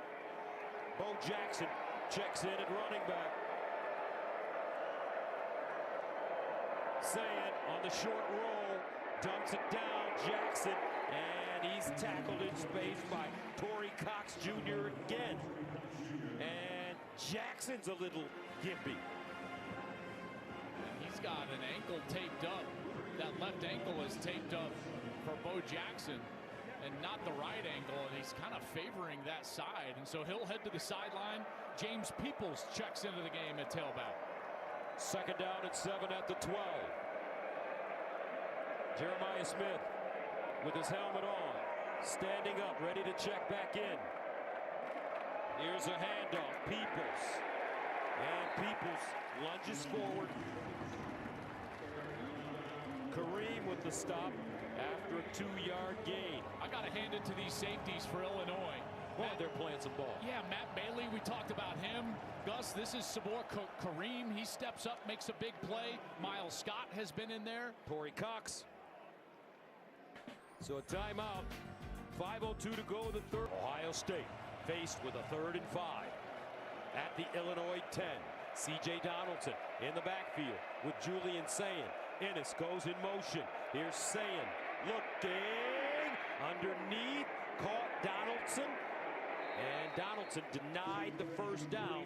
That'll bring up 4th down and about 1. Leon Lowry with the tackle.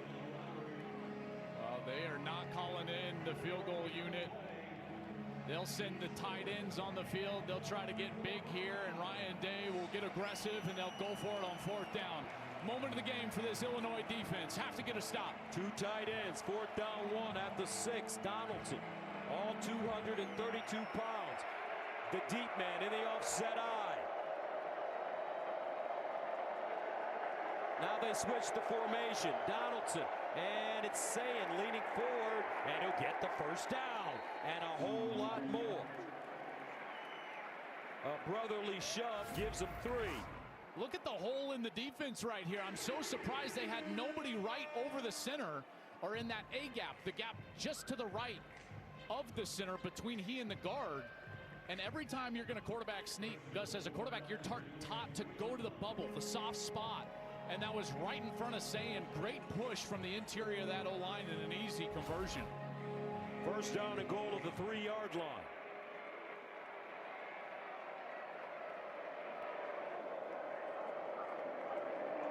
Donaldson runs into a crowd. And he'll get to the 2, maybe even the 1, depending on the spot. Boy, it's just been so methodical for this offense. Not a lot of big plays. We haven't seen them throw the football down the field all that much.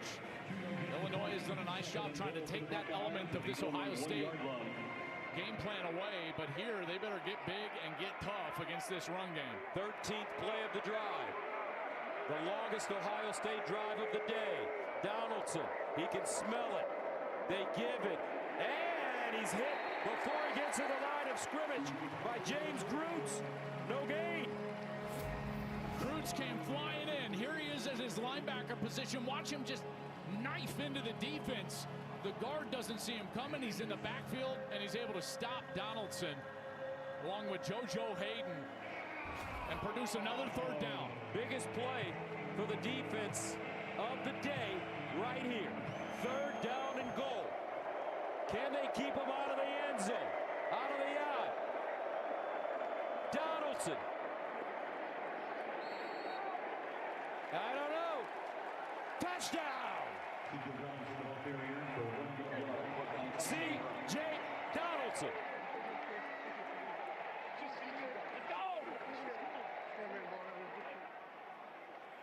Boy, he got a great block from the tight end, Nate Roberts, who's coming around right here from the fullback position. He's going to kick out, and then as Donaldson makes contact, he's going to spin back to his back and just get across the goal line for a touchdown.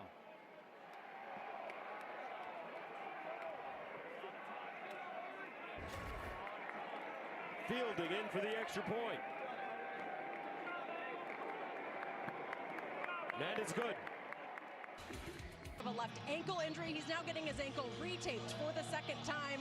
He's dealing with something as well. Both do have their helmets and are available right now, guys. Just love to watch the medical staff take care of these players. They do such a wonderful job, and they can do it quickly when they need to. That's exactly right. And just as a former player, what their work is, it's tireless, it's thankless, and yet it's so necessary to keep you on the field. So Luke Altmaier and the Illini will come on. Flag on the play. Offside. Kicking team number 39. The 5-yard penalty be added to the end of the kick. First down, Illinois.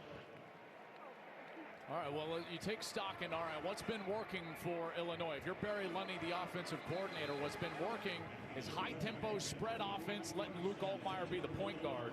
You're 17 points down to a team that has given up 10 points so far, and that's the most points they've given up at any point this season. So what do? You got to stick with what's working. Let Luke Altmaier cook. First down and 10 at the 30. Altmaier. Screen. Lawfrey. And he'll be lucky to get back to the line of scrimmage. You talk about the intelligence, you talk about the intelligence of this Ohio State defense. You see it, they seem like they always know where to go. Well, and the other part of it is they can change positions. You know, for Matt Patricia, Caleb Downs can line up as a linebacker, a free safety, a corner. They can just interchange at any moment. Second down and 10. And Altmaier has it stripped. Ohio State has the ball. Jermaine Matthews Jr. punched it out. And it's recovered by Caden Curry. Third turnover of the day by Illinois. Well, he's going to come from this slot corner position, and here's the blitz. It comes from a long way out, and Altmaier never sees him. The coverage rotates, and right before he's trying to let go of that ball, Matthews is able to strip it out, and Curry is Johnny on the spot. 4th and 10 for Illinois. and he's able to get the turnover for Ohio State. Another short field for this offense for the Buckeyes, and another mistake for Illinois. We've seen several today, and Matt Patricia dials up that blitz from Jermaine Matthews. Remember, he's playing that slot corner for the first time this year. Lorenzo Styles is out. Jermaine Matthews, normally an outside player, moved inside and comes in and gets the strip sack for Ohio State. Matt Patricia, a mathematician. That's what he got his advanced degree in. First down and 10 at the 24. For Sayin. He'll throw it. Sayin. And incomplete. Bo Jackson, the target. I was just going to say, you can tell Bo is not right. You know, it comes out, tries to burst, and he's going to jog off the field, and Peoples will go on. So clearly battling that left ankle. And I tell you, Illinois is making them earn it. They're not giving up any big plays, even when they want to throw heavy play action pass. Very similar to the game plan that Washington used defensively. And Washington's defensive coordinator, Ryan Walters, was here at Illinois. And Aaron Henry, the defensive coordinator here, was an understudy of them. Second down and 10 of the 24. Sayin guns it to the sideline, and it's caught. Carnell Tate. And he'll get close to that first down marker. Gus, do you know how hard that throw is? Far hash to your left, out route. It's got to be thrown right on the money and right on time. Beautiful throw and timing from Julian Sayin, and a connection with Carnell Tate. Carnell Tate, what an impressive young man. 3.7 grade point average in the sports industry. Major at Ohio State. He's also into real estate. He's starting to flip houses. He said, Joe, though, just on a low level right now. Eventually, I'll do apartment buildings and shopping malls. Here's a handoff. Donaldson, first down. Our kids are so amazing. And these Buckeyes are showing that they're amazing as well. There is a flag that has been thrown. Yeah, Jeremiah Smith, and it looked like, I think that was Juice Clark. They were tangled up after the play. After the play was over, unsportsmanlike conduct on both teams. Offense number 4, defense number 6. The foul's canceled. It is first down. Here it was on the outside, and they're tangled up like this. And did you see the strength of Jeremiah Smith at the end? Yeah, remember I told you earlier, Juice Clark has followed him around all day. So every snap, these two are going at it. He's like a little brother. That's right. That's right.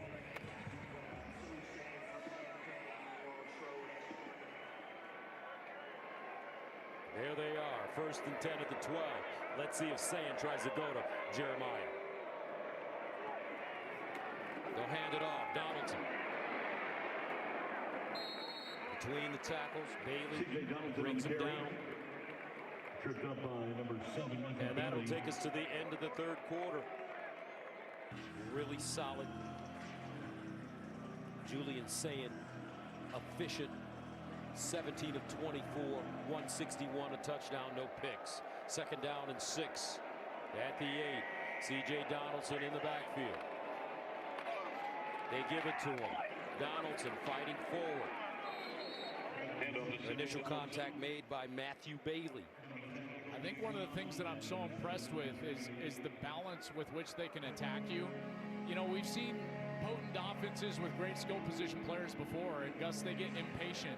They try to take shots, but this offense, they say, all right, you want us to snap it 10 times to score? Great, that's what we'll do. You want to give us a big play? Great, we'll try to take that as well.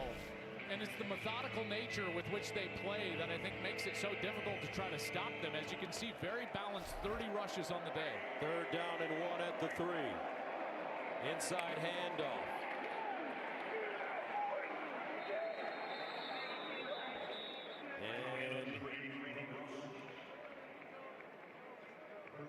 Should be a first down. Nate Roberts was the carry, and it is a first down.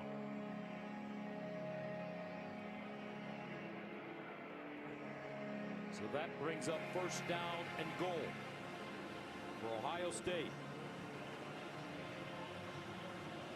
Remember, this offensive line has to go against their defensive line and practice on these goal line opportunities. So if you want to get better trying to run the football inside of the 2-yard line, well, this Ohio State offensive line's got to play their defensive line. That's why they're so good. Play clock winding down. I don't think they're going to get it off. I think Ryan ran down and got a timeout late. Charge timeout, Ohio State, their second of the half. It will be 30 seconds in length. Ryan Day, let's talk about him. I think you have to give Coach Day so much credit for what he's built. No, first of all, let's say this. You have to give Urban Meyer a lot of credit for handing the program off to safe hands. But do we have to? We don't. Unfortunately, yes, we do. You're exactly right. But then when you look at Coach Day, though, to have the courage last year to hire Chip Kelly, a former NFL head coach, and this year to hire Matt Patricia, a former NFL head coach, 3-time Super Bowl winning champion. I just got to tell you, I wouldn't hire Al Michaels or Jim Nantz or Joe Buck or Kevin Burkhardt. Right. Okay? That's not job security. No. Well, it takes a confident guy. And think about what he's been able to do. Fastest in Big Ten history with 75 wins. He's got the highest win percentage of any coach in the history of college football. And he's put this program in a place that right now, I think that you would have to say Ohio State is the preeminent program in our sport. And that's a huge credit to Ryan Day. First down and goal at the 2. Donaldson can smell it again. No, Sand will throw it. Touchdown, Jeremiah Smith. How simple can it get when you have number 4 on your team? Check out this release. Just a little inside move and then explodes to the outside. And Juice Clark can't cover him. We've seen him now a couple of times. So last week, Minnesota inside the red zone, inside the 10. They tried to single cover Jeremiah Smith, immediately touchdown. When they see that one-on-one, the ball goes to number 4 immediately. It does here today, and it winds up for a Buckeye touchdown. And you got to give Smith a lot of credit battling back from that back injury. He tweaked it. The play, you know, methodical on offense today, haven't gotten the big plays, and then that defense is just outstanding. This time Illinois will get a chance. Sanders and Mario Sanders track down Stover with the tackle on special teams. You know, part of the reason I want to show you something, Gus, this is very unique to college football because it's more of an NFL style of defense. Here you got a 4-down defensive front, okay? So what do? You come out, all of a sudden there's 5 guys up at the line of scrimmage. But wait, there's more. You come up, now there's 6 guys at the line of scrimmage. So it's not just about the disguise of the coverage in the back end through the safeties, but it's also mixing up the fronts, and it creates a lot of pressure on the offensive line, and also it creates one-on-one blocking opportunities with those linebackers and defensive linemen. First down at the 16. Here's the run. Lawfrey. Downs in on the play. There's Matt Patricia. He usually has that signature pencil right behind his ear. There it is. You know, Gus, it's not even suffocating. You know what this defense is? It's relentless. Yeah, but that pencil don't work. It doesn't work on that laminated stuff. What's that there? That's just, look at him, he's an actor. It's just for show. Second down and 9 at the 17. Altmaier drops it off. Lawfrey tried to hurdle. And Sanchez doesn't bite along with Sonny Styles. You know, I got to give Devin Sanchez his flowers today in his first start. He was the #1 cornerback recruit in the country, a 5-star player. Could have gone anywhere. You know what's interesting? You know why he came to Ohio State? Why? He wanted the challenge. He said, I'm going to be a better player by playing against those wide receivers every day in practice. You know, a guy thinking ahead and thinking forward down the line to try to mature and become a better player, and he's played pretty well today. Third down and 5 at the 21. Underneath, Altmaier, nice throw, sidearm, and it's caught by Cole Russ. We asked Matt Patricia last time we saw him week 1 against Texas, when the players look in your eyes, what's the question that they're asking you? And he said, the question they're asking, I just want to know Tell me, coach. Just like that. Look at Downs. He drops Hudson Clement immediately. Some feel that Downs is the best defensive player in America. Okay, so great defenders, and in particular in an intricate defense like this, they've got to be hybrid, a Swiss Army knife, if you will, and that's exactly what Downs is. He can play anywhere on the field. He's the smartest guy in the field, and I think the beauty of this scheme is that they allow him to play in the middle of the field more often. Oh, look at it. He's about to come on the blitz. Jumped offside. Flag on the play.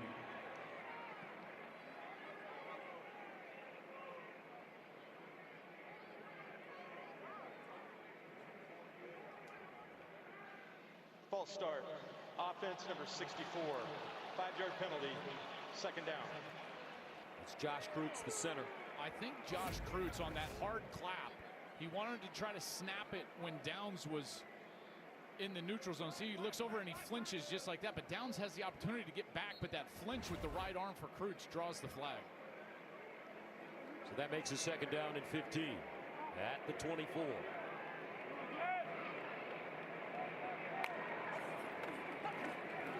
Altmaier out of the pocket, decides to run it and goes out of bounds at the 30.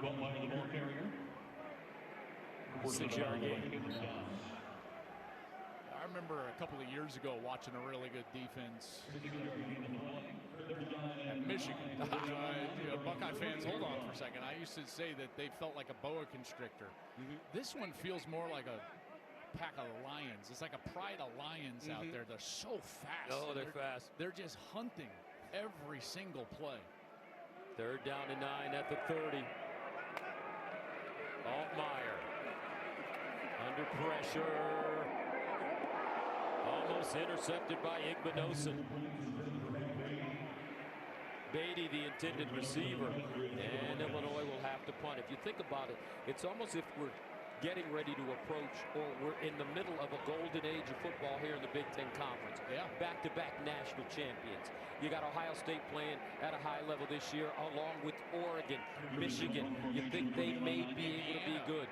Indiana has been sensational. I can't wait for that game up in Eugene later today as Indiana goes on the road to face what has been a dominant Duck team. Dante Moore, the quarterback there. This ball fielded at the 25 by Ennis. And he's wrapped up and taken down. First down and 10 at the 23 for the Buckeyes. Up big, 34-10. Julian Sayin over the middle and incomplete. His tight end, Max Clare, got lit up by Miles Scott. Scott's going to ask out of the game, but you know, it's been and he's going to go down right here. So we'll get a stoppage. I think he maybe knocked knees or something with Max Clare. Max Clare is a big player, 6'5", 243 pounds. Scott only 210. Trying to hit the seam right down the middle of the field to the tight end. Ball is on the money, but you see right there, yeah, their knees, left knees, banged into each other there. There's a big hit from Miles Scott, and he's done a nice job today. I got to tell you, like this Illinois defense, they've tried to take away the big plays from Ohio State. And you look at the coverage that they've been playing, and it's been soft, right? So they come out with a big zone defense, an umbrella back there, nowhere to go with the football, obviously, so they're trying to play underneath. But even when they only have a single safety, look how deep he gets on the field, trying to take away those shots to these athletic players. And Julian Sayin sees that coverage. Watch these linebackers bailing out, playing soft, so you got to go underneath. And Ohio State has been willing to do that. In fact, they've only had one 20-yard play today. You look at the Texas game, they only had one. Washington, they didn't have any. Minnesota played them a little bit more aggressive, so they took those shots and they created 6 explosives with their offense. Second down and 10 at the 23. Sayin handing it off. But I tell you what, you know, we've been talking a lot about the defense, a lot about the coaches, but this kid right here, Julian Sayin, I don't know, partner, it's just something about him. He's smooth, he's silk, and you can see his confidence is growing every day. Yeah, it was a great report from Ginny earlier about his voice. and the confidence with which he speaks. The offensive lineman talked about that this week to us when we were able to chat with him. Guys like Luke Montgomery, the left guard. 3rd down and 8. At the 25, Sayin again, steps up in the pocket, delivers out wide to Ennis. And Ennis wrapped up. Bailey jumps on him. He'll pick up 4. And again, just forcing Sayin to check the ball down. I tell you, this Matthew Bailey is violent. He's been all over the field. Number 7. We've called his name several times in the run game. There on the outside against Ennis.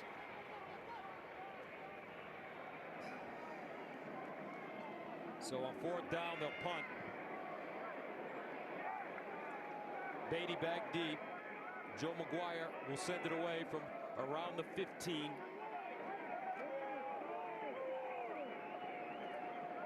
Bailey, by the way, with 8 tackles.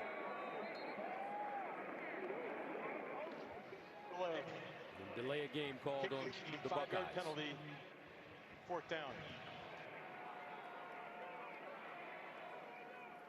Illinois was set up for the rush here, trying to block this punt, and Ohio State was trying to match them and change their protection around, and it just took them too long. Now McGuire from the 10.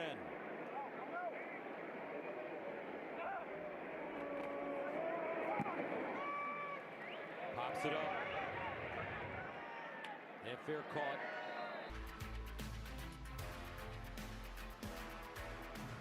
(34 to 10). Altmaier on 1st down. All day to throw it. Off his back foot. Caught. Dixon. 1st down. And Dixon taken down by Peyton Pierce after an 18-yard gain. 8:10 to play, but a terrific day of college football, folks. We are watching the best team in America, the Ohio State Buckeyes, against the Illinois team that came in here on a 2-game winning streak, playing great ball, but just not enough today against the national champions. 2nd down and 4 at the 38. There's another handoff. Lawfery. And Lawfery looking for daylight. Pierce there again as he gains a yard. Jason Moore as well. You know, in this day and age, we see teams, you know, struggle on the road. We saw it last week with Texas and Penn State. And got the sense like, hey, is this that day for Ohio State? The answer is an emphatic no. 3rd down and 3 at the 37. Different animal. Altmaier. Nobody open. Altmaier finally finds a receiver, and it's Beatty. Hank Beatty's had a strong day. 7-yard gain, 1st down. Illini.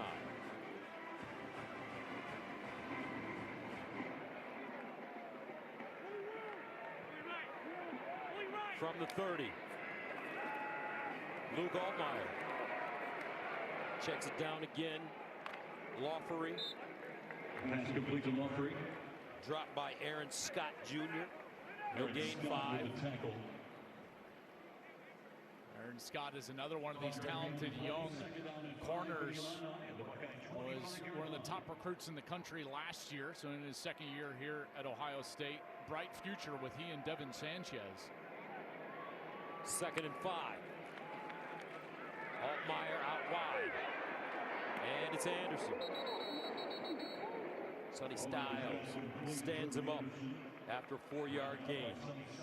All the talk about this defense, we really haven't had a chance to discuss how good their linebackers are. Sonny Styles, Arvell Reese, these guys as a tandem are the best linebacker core in the country. 3rd down and 1. And Illinois will not get it. That's because guess who? Arvell Reese. He is so fast and big.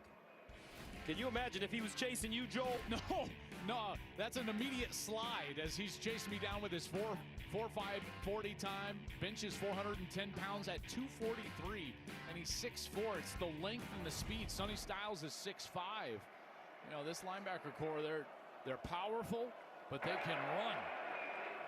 4th down, they're going for it.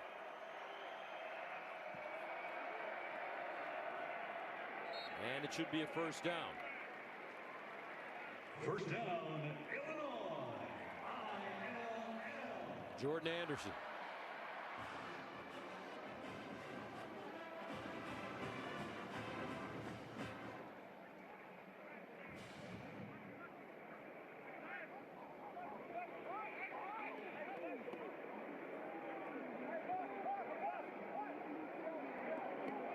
First down at the 19.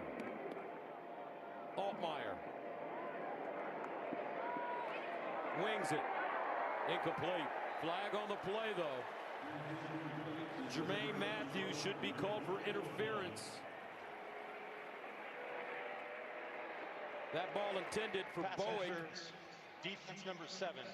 15-yard penalty from the previous spot. Automatic 1st down.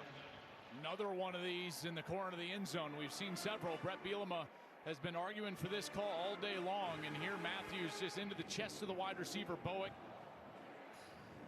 and he draws the flag. After the penalty, 1st and goal for Illinois at the Buckeye 4-yard line. So that'll make it 1st down and goal from the 4.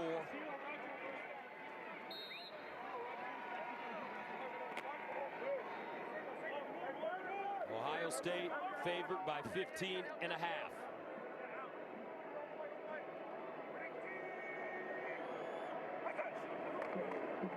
They fake the option over the middle.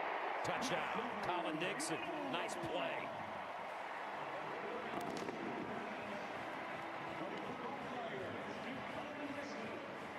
They figured out that offense inside the 5. Watch the misdirection here as Altmaier is going to fake a couple of different times. First on this jet sweep across, then the fake pitch, and then he sets up in the pocket as his wide receiver Colin Dixon late release into the middle of the end zone, and he's able to beat Aaron Scott for a touchdown.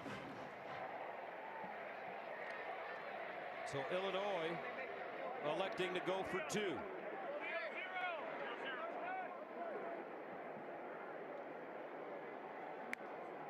Altmaier will throw it. Looks. End zone. Incomplete. He couldn't find Alexander Kapka-Jones. So it's a 34-16 game.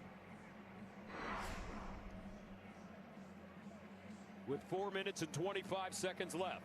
You knew they would fight. You know, just don't know if there's enough time. You'd probably expect an onside here. Try to get the ball back if you're Illinois. You know, Altmaier has been pretty efficient. 25 of 37 for 183. It's just so difficult. Remember, he came in last week. He threw for 390 yards. He's thrown for 300 yards in back-to-back games. Did it against USC as well. The one thing you just cannot do is you can't give Ohio State extra chances, and those 3 turnovers for Illinois just doomed them today. They also, aside from those 3 turnovers, they fielded a punt on their knee that basically is like a 4th down stop and acts as a turnover. So really it's like 4 turnovers that you're giving this Ohio State team.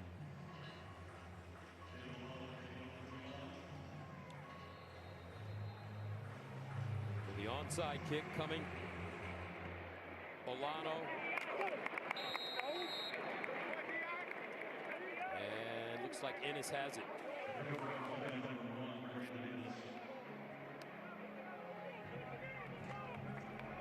Coming into this game, talking to the Illinois coaches, their goal was to make Ohio State play from behind because there was a feeling that the Buckeyes offense wasn't built to play from behind. What are your thoughts? Well, in order to do that, you've got to start fast, you know, and what they were unable to do is sustain anything early in this game and build that lead. And Brett Bielema also said, you know, the formula for him has been the formula forever, and he's been very successful everywhere he's been. 3rd stop as a head coach.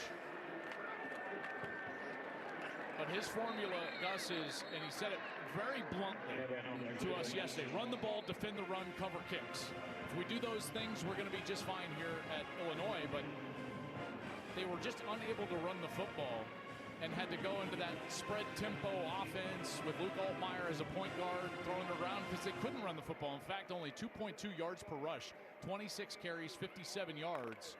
Ohio State, you know, they didn't run the football in a dominant fashion. They're only running it for 3.2 a carry, but they've got 107, and they've been able to just kind of stay steady with that run game. Second down and 8 at the 43. And Isaiah West in the game now, running back for the Bucks. So let's take a look at the upcoming schedule for the world-famous national champs. Wisconsin on the road, Penn State at home. What's happened with Penn State? Man, tell you what, it's like Oregon beat them twice, you know, Yes. and that hangover going onto the road. Allard tried to bring them back, unable to do so. But how about UCLA? UCLA putting it on Michigan State. So they've turned around On the road. But then, you know, as far as this schedule, and Buckeye fans, we know there's only one that you really want, and it's that last one, Thanksgiving week, the game, as you travel up to Ann Arbor. Big game for them today. It's against USC. West. Wolverines on the road in Southern California. Yeah, that'll be a great game against USC, who's potent on offense. USC has never really been able to answer the bell since moving over to the Big Ten physically. You know, and they'll certainly have to play their best game from a physical standpoint against Michigan. You know, this schedule for Illinois, though, coming up, you know, I know it's disheartening. They got a couple of losses right now, but look at this schedule. And Gus, at Washington is a difficult game. Now, they do have a bye between that, so they'll be off next week. They've played 7 in a row here to start the year. At Washington is going to be difficult. Maryland is a little bit better, but that's an incredibly manageable schedule. So you look at that, and that Washington game becomes the pivotal game. There's still a path here for Illinois to get to 10-2, and if they can get to 10-2, you know, you're going to be in the discussion. I don't know if it puts you in the playoff, but it's certainly still a path to be in the discussion late in the year. What I fully expect to be a debate between several teams at 10-2 to get that last spot in the college football playoff. McGuire will send it off from the 44. Hank Beatty is the deep man at his own 10. This one should draw back. Nobody goes forward. Into the end zone for a touchback. Let's go downstairs to Jenny. Well, there's a fun story when it comes to the Bielema family, and that is Bielema's daughters and their love for this team. So a quick note, when we were catching up with Coach, he said he asked his daughters, what do you guys want to be for Halloween? Well, Brexley said, obviously, Luke Altmaier. So here's the thing. Those jerseys came in last night. The girls are ready. Brexley still has a mullet on the way, so that will complete the costume. I mean, we got to get a little love to their biggest fans out there. Obviously, Luke is so proud to be a part of this team, loves the Bielema family, and that, no doubt, is what it's all about at the end of the day, guys. And Luke Altmaier showing his loyalty to Illinois. He could have left during the offseason. A couple of schools offered him some pretty big money. Yeah, and, you know, it never wavered. Never even called Brett Bielema to try to match those offers. He just said, nope, I'm here. I don't know if that was a good idea. He's young. Why is youth wasted on the young? Oh, why would he do that? Teach Luke about leverage. That's called free agency. Come on, man. I'm glad he stayed here. Yes. You know, and showed his loyalty. There's no doubt, you know, that can be rare in this day and age of college football, but that's why they love him here. Second down and 11 over the middle. Nice toss and grab by Cole Rusk. 17 yards, and that should take us to the 2-minute timeout. And the reason I bring up that 10-2 opportunity is because of number 9. Fox Business Network. Both our games are also streaming on the Fox Sports app. We will get you out there at the immediate conclusion of our game. TCU beating Colorado in their last game, and Deion Sanders, who we love here at Fox Sports, who we love in college football, has been going through some medical issues. You went to Colorado. What's the status on Prime. Yeah, Prime had a procedure this week, a 4-hour procedure, and just hoping and praying everything went well. Great completion there on the outside to Altmaier, but college football is better with Prime in it, and we've seen that over the last couple of years. So, Coach, we're thinking of you. We're praying for you. Yes, we are. And hope for a speedy recovery. The fear that those blood clots that he's been battling at times during his life have come back. First down at the 49. Nice throw by Altmaier to Rusk. He'll get inside the Ohio State 30. A gain of 21.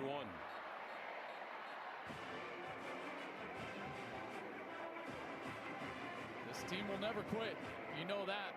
Week after they lost by 53, they rolled out and beat USC. An emotional win. First and 10 at the 29. Altmaier, guess who? Bill Reese. Luke Altmaier sacked by number 8, Arvell Reese.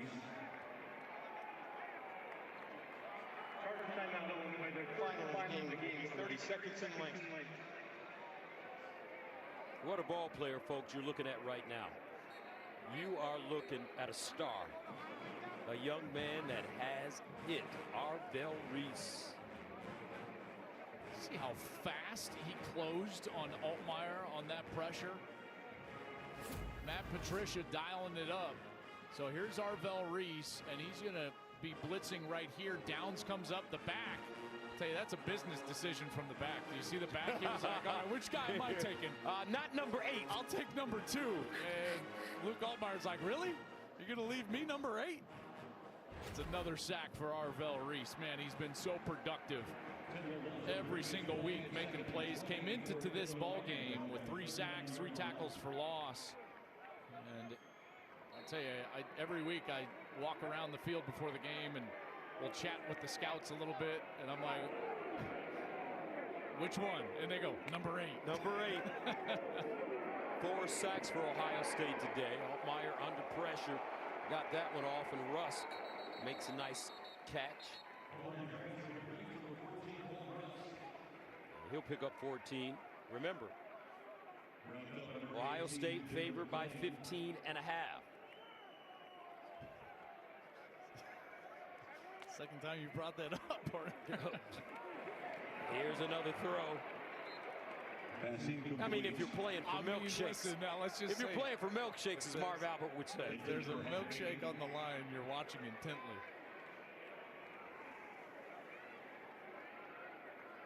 Or even $1. $1. The gentleman's bet, more. 25-yard line.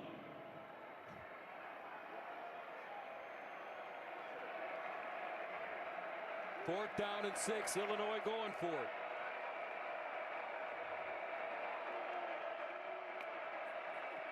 Altmaier under pressure.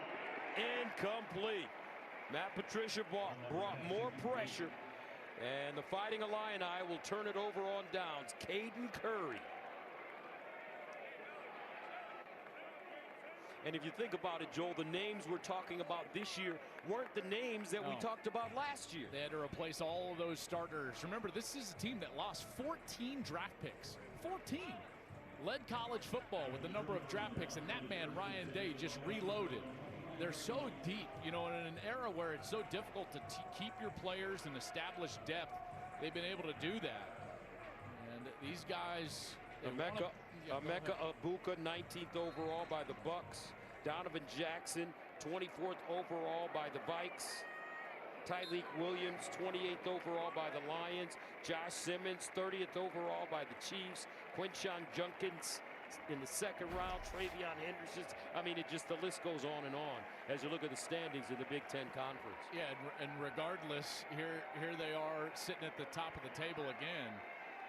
And how about that UCLA team? Did not expect to see them on the first page of the standings, but here they are 2-1 after that 0-4 start.